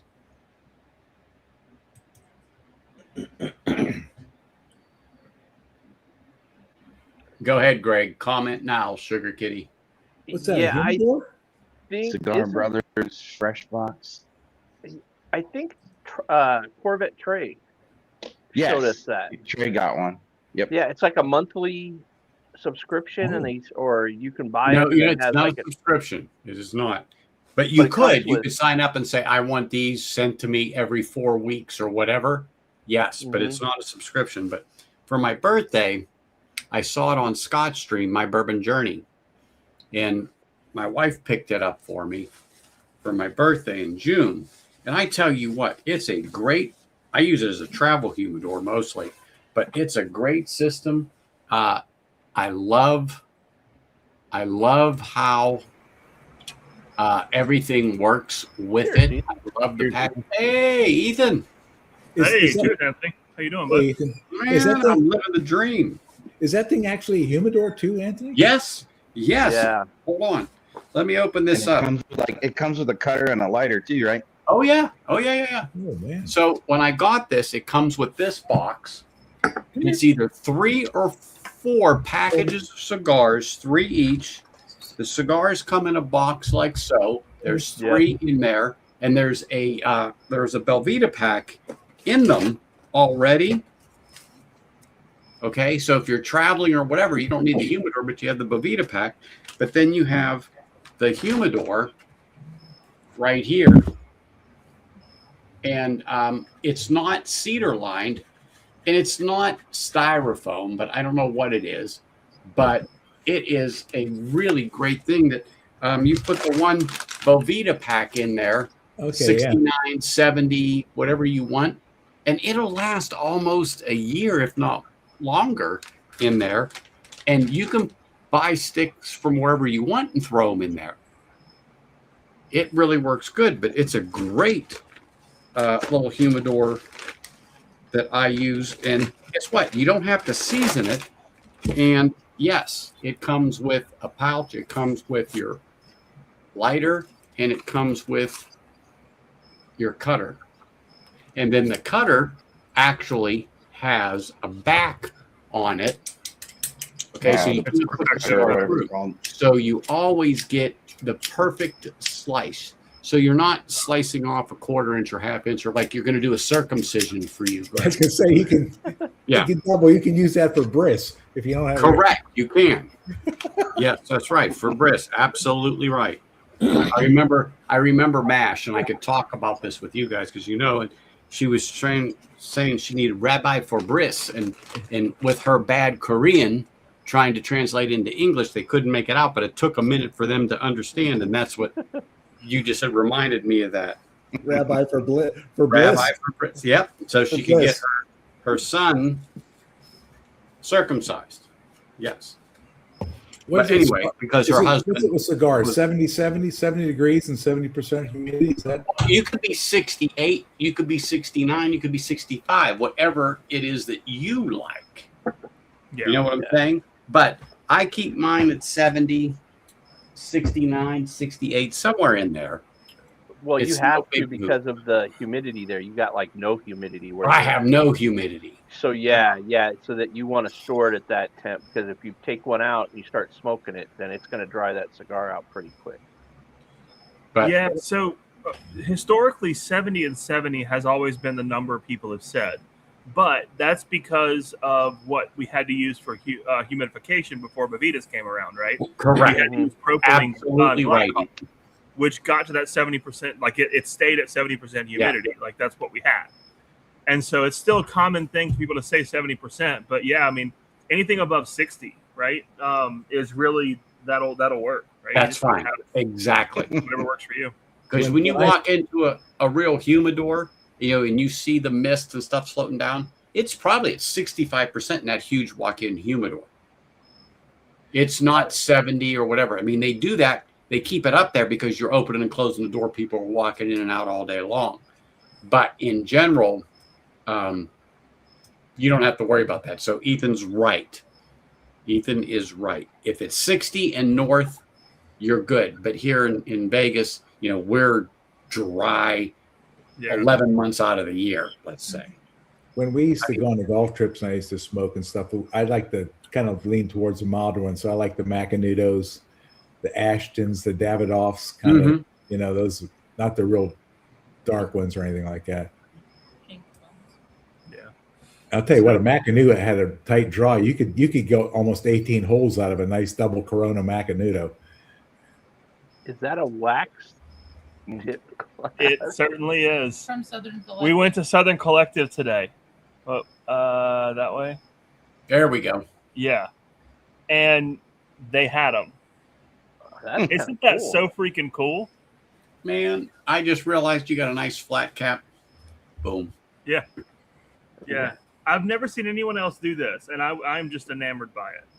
I like it. Does the glass come out of there? Or is that all one piece? It's essentially part of the glass now, right? Like if you heat it enough, the wax will melt. But other than that, Okay. it's a part. For where they're at, it's probably It great. is For a where dry Anthony glass lives, if you were to take that outside, that might not be so good. Yeah, exactly. You couldn't leave it outside for sure. Sugar Kitty, it's 6:30 in the evening, and it's still 107 degrees. Yeah. It's hotter. It's hot here. Anthony, it's a dry heat. It is. That's what Sugar Kitty was saying. It's like a freaking blast furnace. Yeah, And well, the heat coming 2 out of my weeks oven's ago- a dry heat, but it still smacks me in the face when I open Yeah, it. Oh, yeah. you're right, Brian. 107 We were- is still 107. It's 107, but we were 110, 112. Death Valley was around 130. Jesus. Oh, yeah.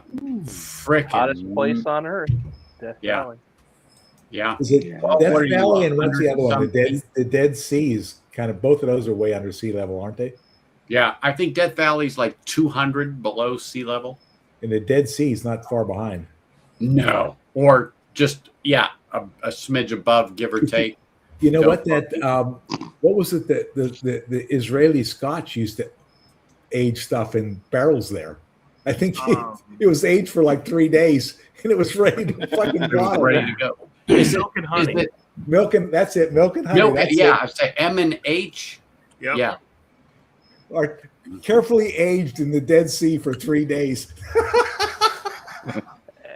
I know this. I will take 107 in Vegas over 90 degrees in Florida any Oh. day of the week. Oh, but Florida's going to have 100% humidity. You got to Right. have that caveat. Yeah. Yeah. Exactly. Yeah, Yeah. that's it. I've got like 2 of those, Eric. I can't remember the red one and the yellow one. The box. I can't remember which one's which. A cherry and it's up. I can't remember what the yellow one was. The red one's sherry. The yellow one, I think, is just their flagship Okay. one. I've had a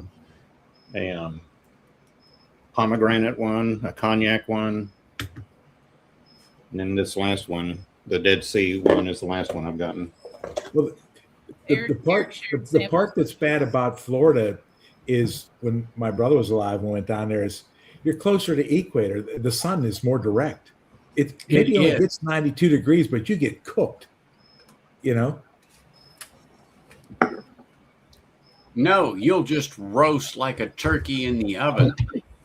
Mm. Yeah. If you're fairly complected, you don't go out in Florida from fucking April to October. You stay inside. Look, I don't know what Ken's going to do when he comes out here in about another 14 months. That Well, they're freaking- kind of used to a little. Isn't it where he's yeah, at but get you know pretty hot? he is as white as a gilded lily.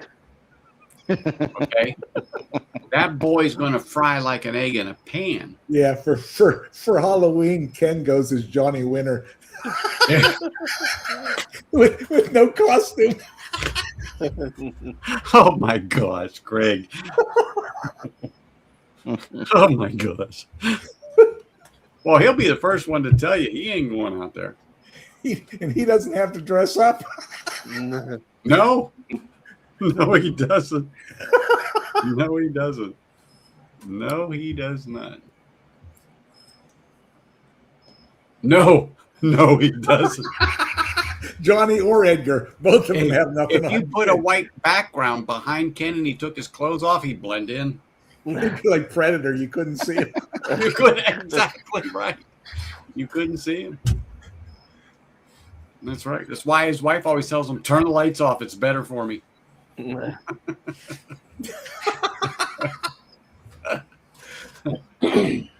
Poor Ken can't defend himself. That's okay.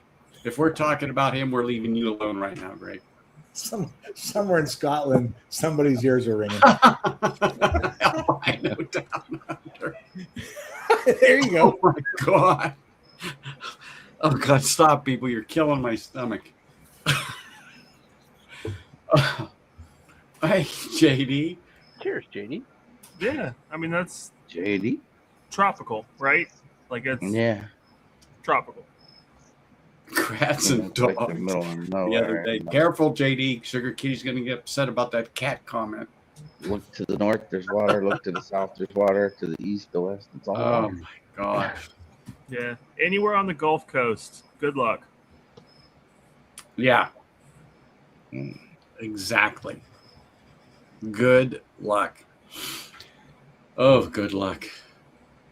Yeah, and the Wow. worst Take part a is shower in the instead- morning, you'd never dry off because the humidity just keeps you wet all No, day. it's hot in Florida. There is no Yeah, doubt about it. they're, You know, they're my getting, sister lives on. Oh my gosh, let me think of Sanibel Island. So it's on the Gulf of America side. Gulf of America. Yeah, Gulf of America side. Yeah, Yeah. yeah. And I almost said Gulf Coast, but you would have got it. But Gulf of America side. It was 2 years ago when it had hurricane go through. It's funny. There, one house got messed up pretty bad. The main house roof, what you would expect, but it was livable once they got the roof and a few other things fixed.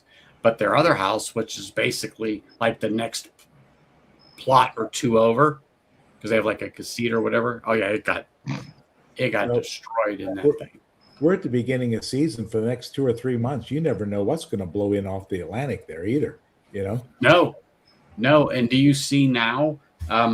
They're saying this El Nino is a record El Nino from like 1875 or something. I forget. I've just been seeing blurbs about. I can't remember the year, but they go the temperatures and everything, and I go, what happened to it here in Vegas? I don't think we've gotten 3 inches of rain. But I yet. think come fall, though, I think you guys are going to get hammered. Just I because hope we do. all those hope we do. systems go in between. Seems like all those systems go in between Southern California and New Mexico and come up right up that center. So Arizona, Nevada just gets pummeled. Well, because we're a shadow desert and the mountains are so high around us, Cheers, Doug. they can't get across the mountains till it dumps some water. And by the time it gets over the mountains, there's nothing to dump here in Las Vegas. Hmm. Now, where my camp is, about 150 miles north, oh my gosh, last week they got just pummeled. And you can still see the dirt and crap and debris pushed up against not only signs and billboards, but people's houses. And they're asking for help, people with excavators to come and push this off and crap away. I mean, it just, because it comes down so fast, so hard sometimes, then where the desert, the ground just cannot soak it up. And then the irrigation the channels that they have that were normally just creeks get so inundated, it comes over the banks. And we were watching videos last week of these places, and we went through them yesterday while we were up there. I said, yeah, there's the hospital. Remember, it was going through the front doors of the hospital just last week. I mean, holy smokes, it was something with the rain and when it comes down here. And it's not like it rained the day. It rains for a half hour, 15 minutes. But it's just such a deluge that will come down, and depending upon how it gets up here and in the ranges of the different mountains and stuff around, it just tears everything up.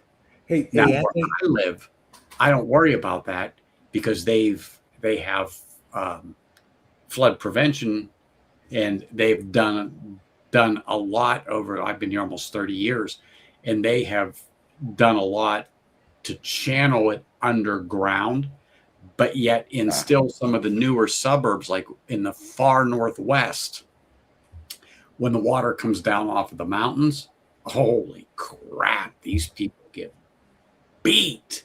And, you know, they're $500,000 homes plus now. And like I said, these poor people, holy smolians. Okay. Anthony, I'm going to let somebody else on. Be prepared. I'm going to warn you now. But he is a legend in YouTube. There he is. I'm not a legend. You're a legend. Everybody knows Z-Man. Hey, Anthony, were you still in Pennsylvania in 1977? Yes. Oh, because that's the last time it flooded in Johnstown when I was there. Oh, dude. If you go to the buildings in Johnstown, it marks, you know, different years. And then if you look at some buildings, it'll have 1977 on it and how far the water came up. Yeah, it was bad. It rained 11.5 inches in like 3 hours. Oh, deluge. Well, that's what they do down at E.H. Taylor or Buffalo Trace. You go in there, you'll see on the wall watermarks. Yeah, and when you're in the mountains, all that water just channels to the lowest point. So a creek that's normally a foot deep is like 9 feet deep. Yeah.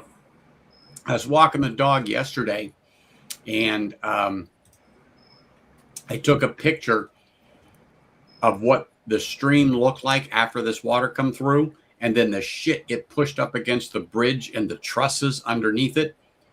Man, if that little podunk town doesn't get some equipment down there and dig that shit out, it's going to take that bridge out. Yeah. Now, Union Pacific, they'll take care of their bridges because that road was flooded up to almost the train bridge. And but I'd say, but that's a normal occurrence. So they built that bridge for that thing. But there's stories about it sweeping locomotives off in one great flood about 80 years ago, and it took a steam engine right off the tracks, and you know they're not light, and you know of course the engineer and stuff passed from that, but there was pictures of them cleaning it up back in the day, but that was nothing unusual. Yeah, it was bad. Oh yeah.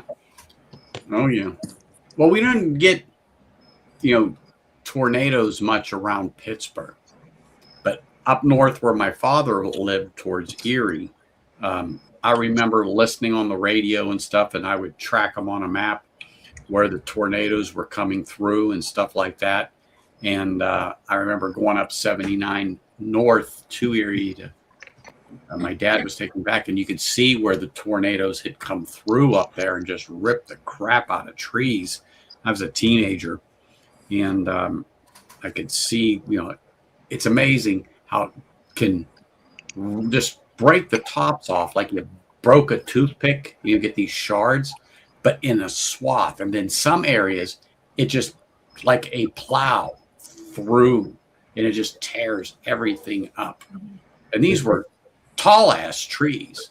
The thing that I remember most about that was, and I just graduated high school at the time, was 9 months after that, you were still smelling that mildew mud smell from all the water and stuff. That it smelled like mildew mud. I don't remember if it was in the 50s or 60s, but I could remember traveling down this one road, and I would see metal wrapped around trees. And so one day, I'm a kid and we're driving along, and I said, how did this metal get there? Oh, well, we had a tornado come through and hit the mill. And it tore the sheet metal and stuff off the roofs or whatever and just wrapped it around these trees. Well, this is in the 70s and 80s. It was still there from the 50s or 60s, whenever it was. Just ripped the stuff off the mills and stuff like that. Of course, now that mill is gone anyway because U.S. Steel is pretty much, well, U.S. Steel is gone. It's Nippon Steel now, owned by the Japanese. We had, I think ours in Johnstown was Bethlehem, so I don't know who owns Bethlehem still now. I think Bethlehem still's gone. So it's like, because I think Bethlehem still might have been part of the Carnegie Steel Empire. And yeah, that's all gone. Just like J&L Steel. Oh my God. That was miles long. I mean, that was the size of a city. That shit's gone. In McKeesport, National Tube and part of U.S. Steel. I mean, there's a small little sliver, but it's all grass. And the only thing that's left is the roundhouse that the locomotives would pull into for service or to switch tracks. They left that. But other than that, everything's gone. And that's where my grandfather worked. But there's nothing there. When I was growing up, most families, the father of the family either worked at the steel mill, the coal mine, or the railroads. That's where you work. Yep. See, JD likes the smell of the desert after it rains. I think it smells like a litter box. Sorry, Sugar Kitty. But it smells like a litter box to me. It does not. And I'll tell you what, you could give me, even back then, you could give me $300,000 a year, and I'm not going down into a coal shaft. There ain't no freaking way. No. 4 foot high. I think it's Centralia, Pennsylvania. They're still burning, and that smell of coal, for the last 60 years, they can't put it out. Oh, and there's quite a few coal fires like that burning in mines. And I remember doing a class. It was at a gun range, and that's all you smelled was burning coal, and you could see these fissures from the ground and the smoke coming up from it. And it was a mine fire that they could never extinguish. If you're claustrophobic, don't work in a coal mine. Oh God, No. You're in a 4 foot high shaft, and if it collapses, you ain't coming out. No, your soul will, but you're not. Yeah, I'd have a heart attack, no doubt. Ethan, there's no way. I would freak out the first day. I would be crawling up that track that the car's on, looking for the elevator. Said, I'm done. Turning in my resignation. I can't stay. I all of a sudden got a visitor. Hold on. Come here, because I know Ethan and his wife haven't seen this beast. Oh wow. This is our puppy. That's a big puppy, Anthony. She's 5 months old. Wow. Yeah. Golden Doodle. Golden Doodle. Okay. Emma Lynn. She looks like an Irish setter almost. Well, she's brown, like a chocolate bar. Sweet. And every morning she gets up, she says, how can I be more of a pain in the ass today than I was yesterday? I'll start barking. That's just because she's female, not because she's a dog. Yeah, she is a female, right? But oh my gosh, this dog has tested me. I can't tell you how much. Of all the dogs we've had, I told my wife one time, this has been a while, I said, look, you got 2 weeks to straighten this beast out, or to the pound she goes. To the pound she goes. You would never take her back. Oh, yes, I would. I don't think I wouldn't. Yes, I would. I would take this dog, and I didn't get her from a pound. It came from a breeder. I would take this dog to the pound and say, here, and here's everything that comes with it. See, that's my problem. Is my driveway is like Florida for a Cuban. Any cat or stray dog that winds up in there, I wind up taking it, and it never goes back. It's a permanent resident after that, Mm-hmm. But she is something else. Teeth like razors. Oh my gosh. All right, you get the hell out of here. There you go. Go. Don't make me. No. See, this is what I got to do. Get your fuzzy ass out of this room. Go. Go. You put her in your lap. Come What do you on. expect me to Get, do? Man, get. this is like Ed talking to Vic. Yeah. Exactly. Oh, this is a new form of training. Oh my gosh. Put the puppy in your lap and then tell it to get out of here. Anthony, Oh my your God. training skills suck, brother. Oh my gosh. Yeah, let El the Diablo wife almost know. got you there, Brian. Yeah. This one, Fidget likes to get on the kitchen counter. That's why she's in timeout. Oh, she's a counter surfer, is she? She is. And So- she's not scared of the squirt bottle. She, in fact, You know what likes to do, being wet. Brian? Take aluminum foil and put across the counter. And I Yeah. guarantee you she'll jump up there and you'll never see anything funnier of her trying to get off of that. Yeah. Man, they're growing quick. They're yeah, they've doubled, tripled in size since we got them. Yeah. Jeez. They're what? What's the date? 23rd? 23rd. Yeah, you've 4 had them for months. what, 3 weeks or a 4 month? months and 3 days now. So. Man. Time flies. We've had them for 2 months. Mm-hmm. Mm-hmm. They're starting to chill out a little bit. I mean, they're kittens, so they're gonna take a while. That's right. See what Sugar Kitty says, Brian? Oh yeah. Mhm. And Fidget does love the dog. The other one, Widget, is coming. She's coming around, but she wants to play with the dog like a cat, and the dog does not like the knife hand play. So she does not like playing like that. I understand. I understand. But yeah, it's a different it's a different world here with temperature being in Vegas, but you know, to get me to go back to Pennsylvania to live through a winter and stuff like that, I don't think so. You know, I'm close to retirement, 5 years, and it's like I don't think so. Never say never.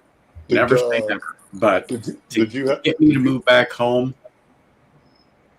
Did you have any storm damage out there, Anthony?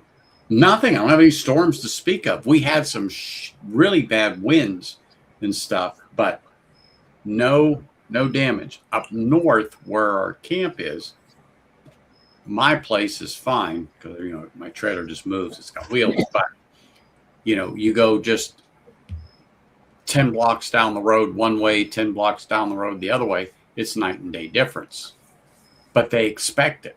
So they're prepared in some areas.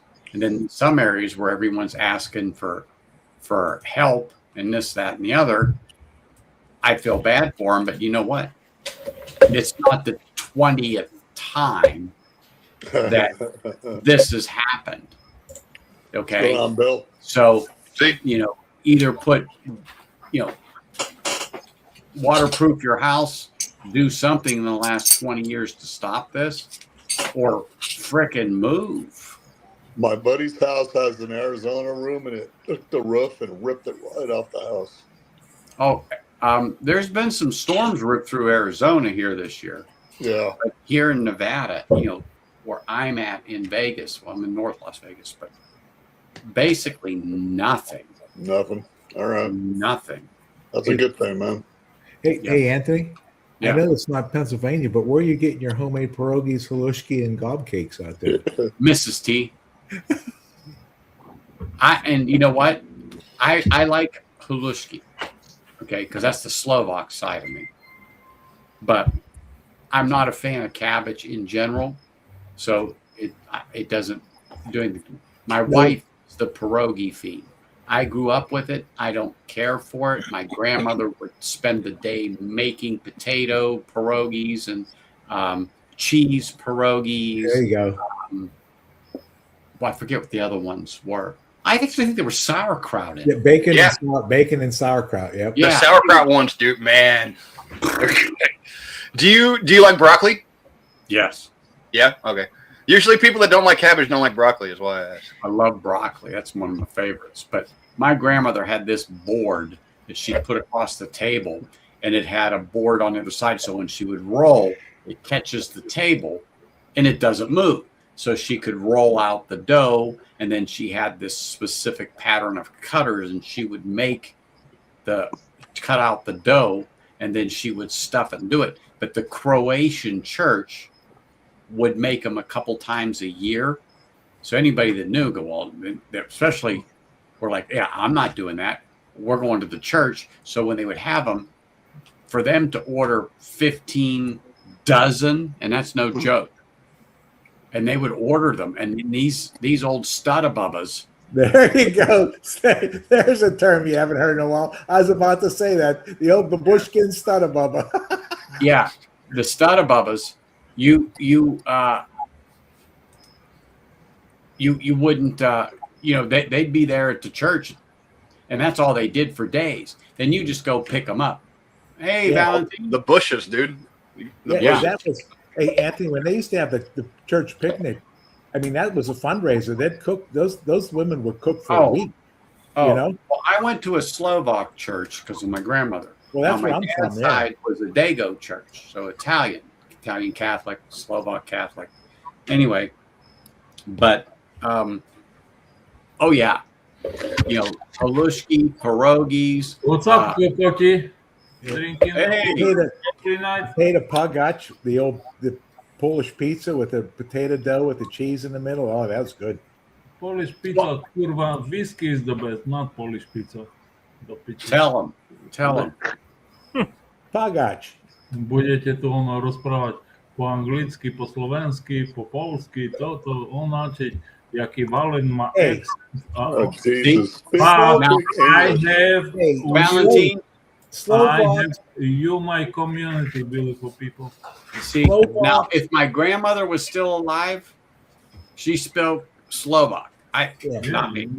Hey. Slovak, ja som Slovak. I am Yeah. Slovak. Hey, Yeah. well, that's what Well, I'm having. hey, You're her something dad all right. was from Czechoslovakia. My great grandfather. They Zeman is immigrated a over whiskey here. man, and this guy is from Hey, Anthony. cigar Slovak. man. And like always said, your mama and my mama are two mama. Hey, Slovak, Slovak, we're all fucking hunkies. Hey, and you know what's funny? I that's a slang we use a lot in Pittsburgh.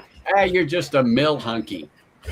That was everybody. You could be Dago, you could be Irish, you could be Slovak, you could be Polish. It didn't make a difference. You're a hunky. You worked in you're just a mill hunky. They say that all the time.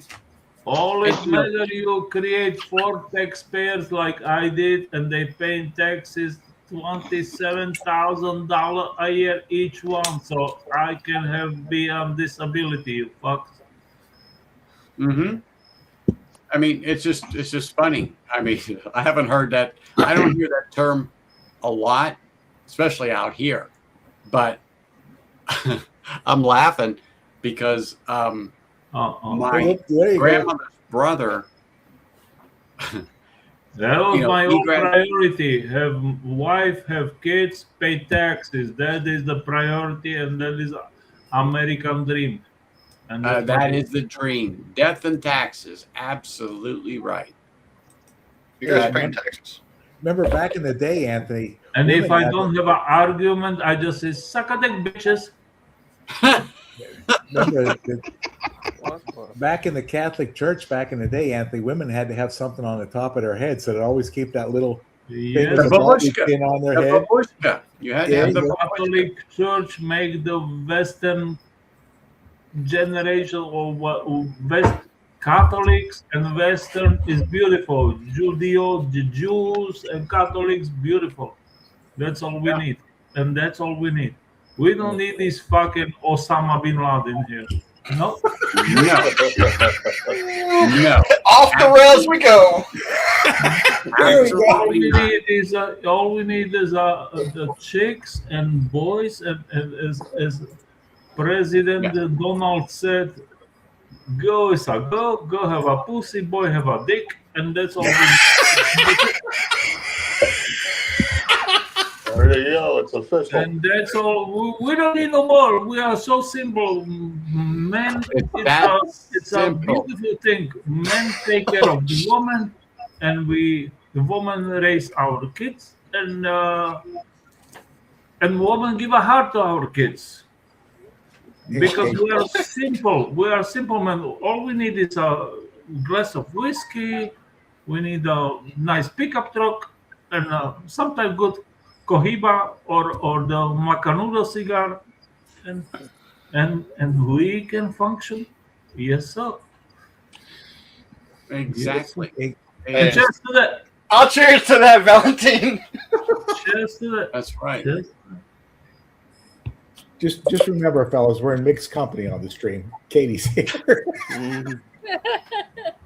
And it's not matter if you are American, if you are Spanish, if you are Polak, if you are Deutsch, if you are Belgian, just do your shit. Let me just say this. On my stream, there's no fucking Sharia law.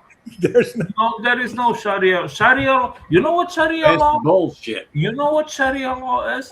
They put a girl to a cage. Sharia law is mean all about in sense for a man. It does not it's a belong paradise. in the United States in a sense of the America. woman, Sharia law, the girl is a fucking slave. That's what she is. Yeah. And these states that are allowing this and that they have a good foothold in, look, you better fucking wake up and you better squash that shit like a freaking spider underneath your shoe. In Sharia law, we as whiskey drinkers, we've been blessed. But those girls of my wife or my daughters, I don't have daughters, but my wife and my sister-in-laws, they're gonna be slaves. That's what Sharia law is.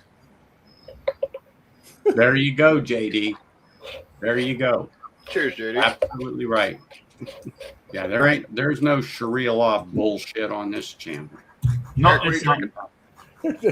I'm gonna get fucked up tonight. I see it. There's no rules or guardrails on this channel either. Well, they can come off from time to time, but I am going to make another pour, and then I'm going to go.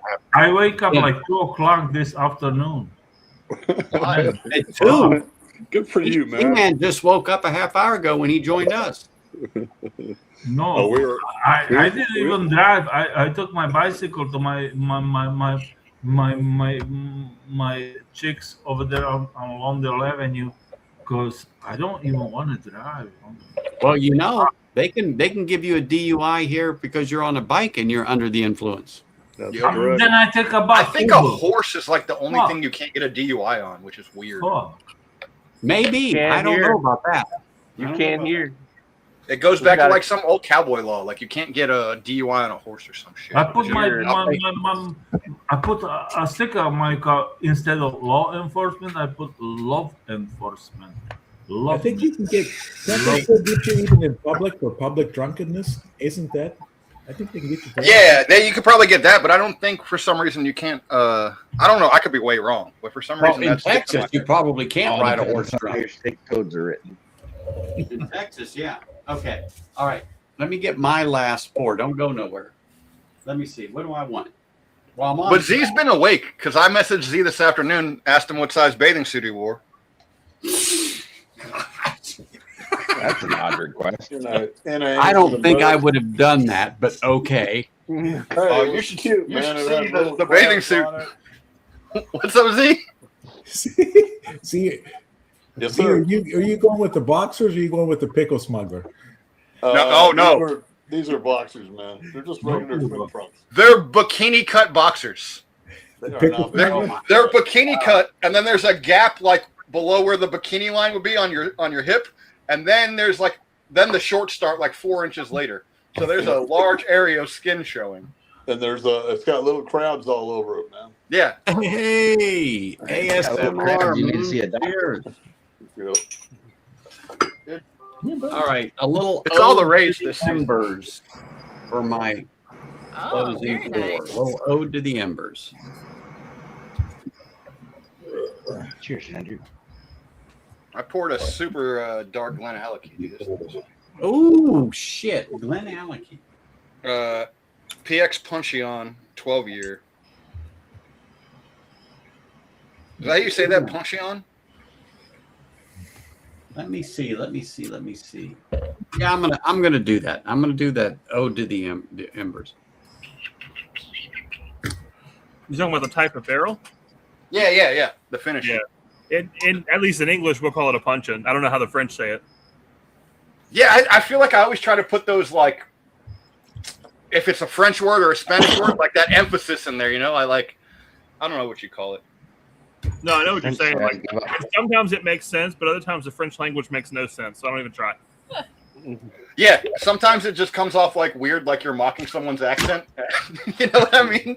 You start like you're talking to a Spanish dude, and you start putting like a little stank on the syllables. Accent beautiful. Without a doubt. Oh my gosh, this thing smells good. Ode to the Embers, Glendronach, yes. Ode to the Embers, sherry and smoke. What was the ABV on this shit thing? 48.4, perfect. 48.4. Is the man still here? My what? Oh, he's here. Okay. Pay attention, brother. Zeman here is the transsexual friend of yours. Hey, I'm not gonna start that on this stream, brother. I know, fuck. I'm just fucking with you. I'm just fucking with you. That's You know, for him. I am fucking worried because I have 4 sons and I don't want mobilization. I don't want draft. I have 4 sons and I spend all my money on my 4 sons. Right on. Fuck. Hey, Andrew, it is good. The Glendronach Ode to the Embers. Yeah, that's 1 in 3. So there's Ode to the Embers. There's Ode to the Dark. And what's that other one there? Oh, Ode to the Valley. So there's 3. And I got them from Liquor Lineup. But, of course, I already talked about that and going, they're still not open. So I don't know what's going on with that. So is that like their answer to A Tale of Cake and A Tale of Winter and all those? Okay, Tale of Cake and Tale of Winter is not them. It's Glenmorangie. Right. That's Yes, Glenmorangie. This is like their Glendronach. equivalent, though? Zeman Well- close to me or no?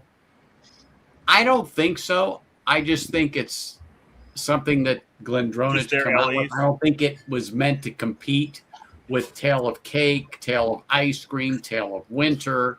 Yeah, I don't think so. But if someone else has more inside knowledge, comment and chat. But I don't. But I don't think so. I just think it was just something they came up with. Zeman, you close to Chicago or no? No. Where are you He's at? close. He can get there in about 8 hours, 9 hours. I'm in Arizona, No, dude. you said you are in by Sedona, Arizona somewhere, right? No. Arizona, man. Yeah. Yeah, he can get to Sedona in a couple of hours. But I can't get to Chicago right away. You can in a day. Yeah. You know you drive more than 55. Hey, I might have told him that I lived in Chicago, though. I don't fucking remember. Well, you probably did at 18. No, but he's transsexual, so he don't have to come to Chicago. Yep. Where Well, is this coming that was from? the time of his life we don't talk about anymore. He's saying that because I called him a transsexual the other night.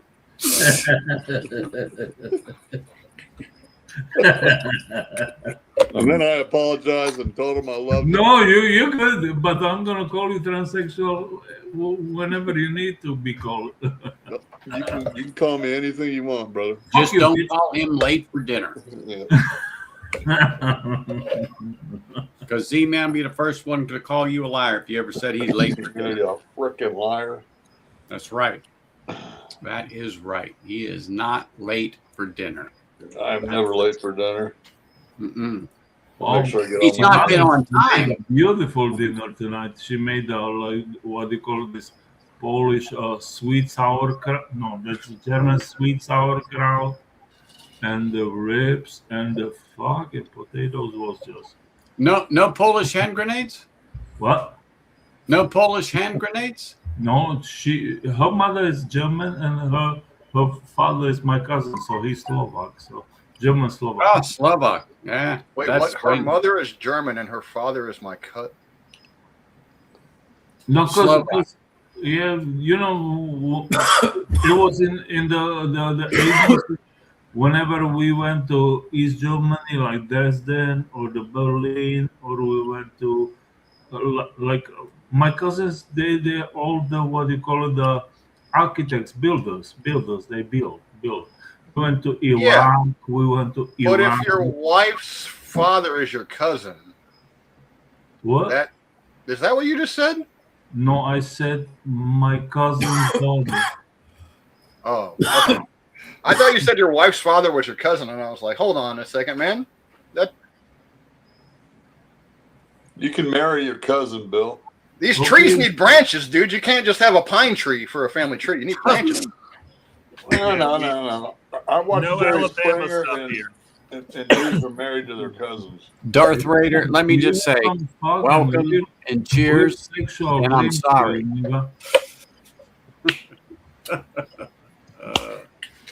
Careful, he's going to tell you the bush come what it's. My bad, Blow Valentine. I misheard you. But that's what I thought you said for a second. I was like, whoa. Whatever he says is fine with me. I'm just drinking here. There you go. What are you drinking, Valentine? Me? See. Oh my God! I drink all these juices, beautiful juices. They are beautiful. But what specific one are you drinking now? Right now, I think this one is the single malt from Pinhook, the Australian Westward or Westward. Yes. That's what I was drinking last night. Starward, yeah. You were drinking it last night. Is it left over? No, this one. Oh, okay. I got you. It wasn't left over in your glass. No. I have so many bottles. Okay, it was on sale from $100 to $30. I think you're right, Richie. You know, it was on sale. Hey, when they put something up on offer or on special, if it's worth it, you got to buy it. No. When I came to America in 1990, I asked my uncle Ram, he's from New Jersey, and I asked him, Uncle Ram, what is your favorite beer? And he's like, what's on sale on Friday? That's right. I always tell people, they say, what's your favorite whiskey? I said, OP's whiskey. They said, really? I've never had that. I said, you've never had OP's whiskey? They said, no. Like in it's Germany, called Other People's Whiskey. That's my favorite. Can I say something? Sure. When I was living in my country, homeland, or the Czech Republic, everybody had his brand, like Pilsner or whatever you name it, or and everybody just drink his, because we never had sales. There was no sales. But compare the life okay. The communism, socialism want to keep the people happy. They give you almost for free cigarettes and alcohol. It was for I don't know, pennies and dollars. Yeah. So Well, they that's- want to keep working class happy on alcohol and cigarettes. So Well, and also Hey. the communism, the class was like 3 kids for man, woman, and 3 children and free apartment. Or okay, my God. Then not okay. Maybe I'm talking shit, but not free, but maybe like 5% of your earnings. well, when- that's like these people here. Vote Democrat then. Oh, no, I'm That's right. I agree with you. Don't do it, because right now that Democratic Party is full of shit, and nothing but communists and socialists.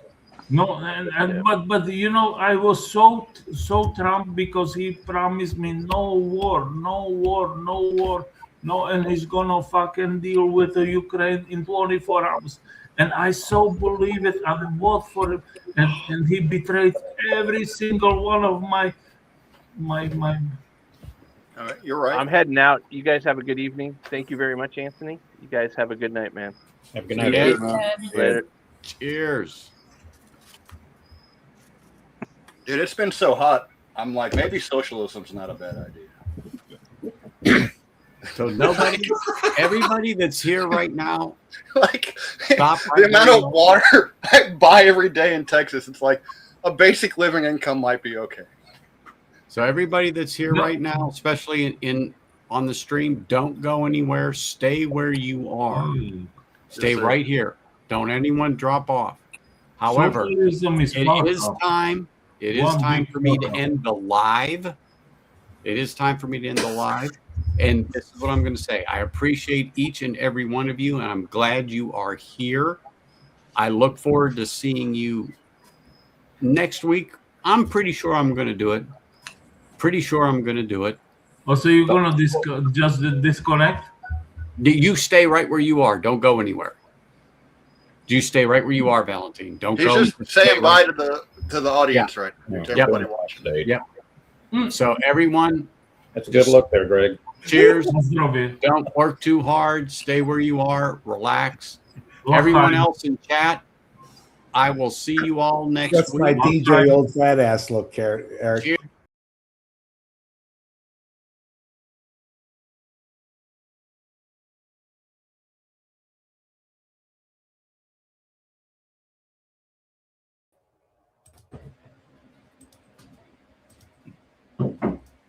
There you go. Yo, yo, yo. Oh, Yo, we're back in here. that's for you, Valentine.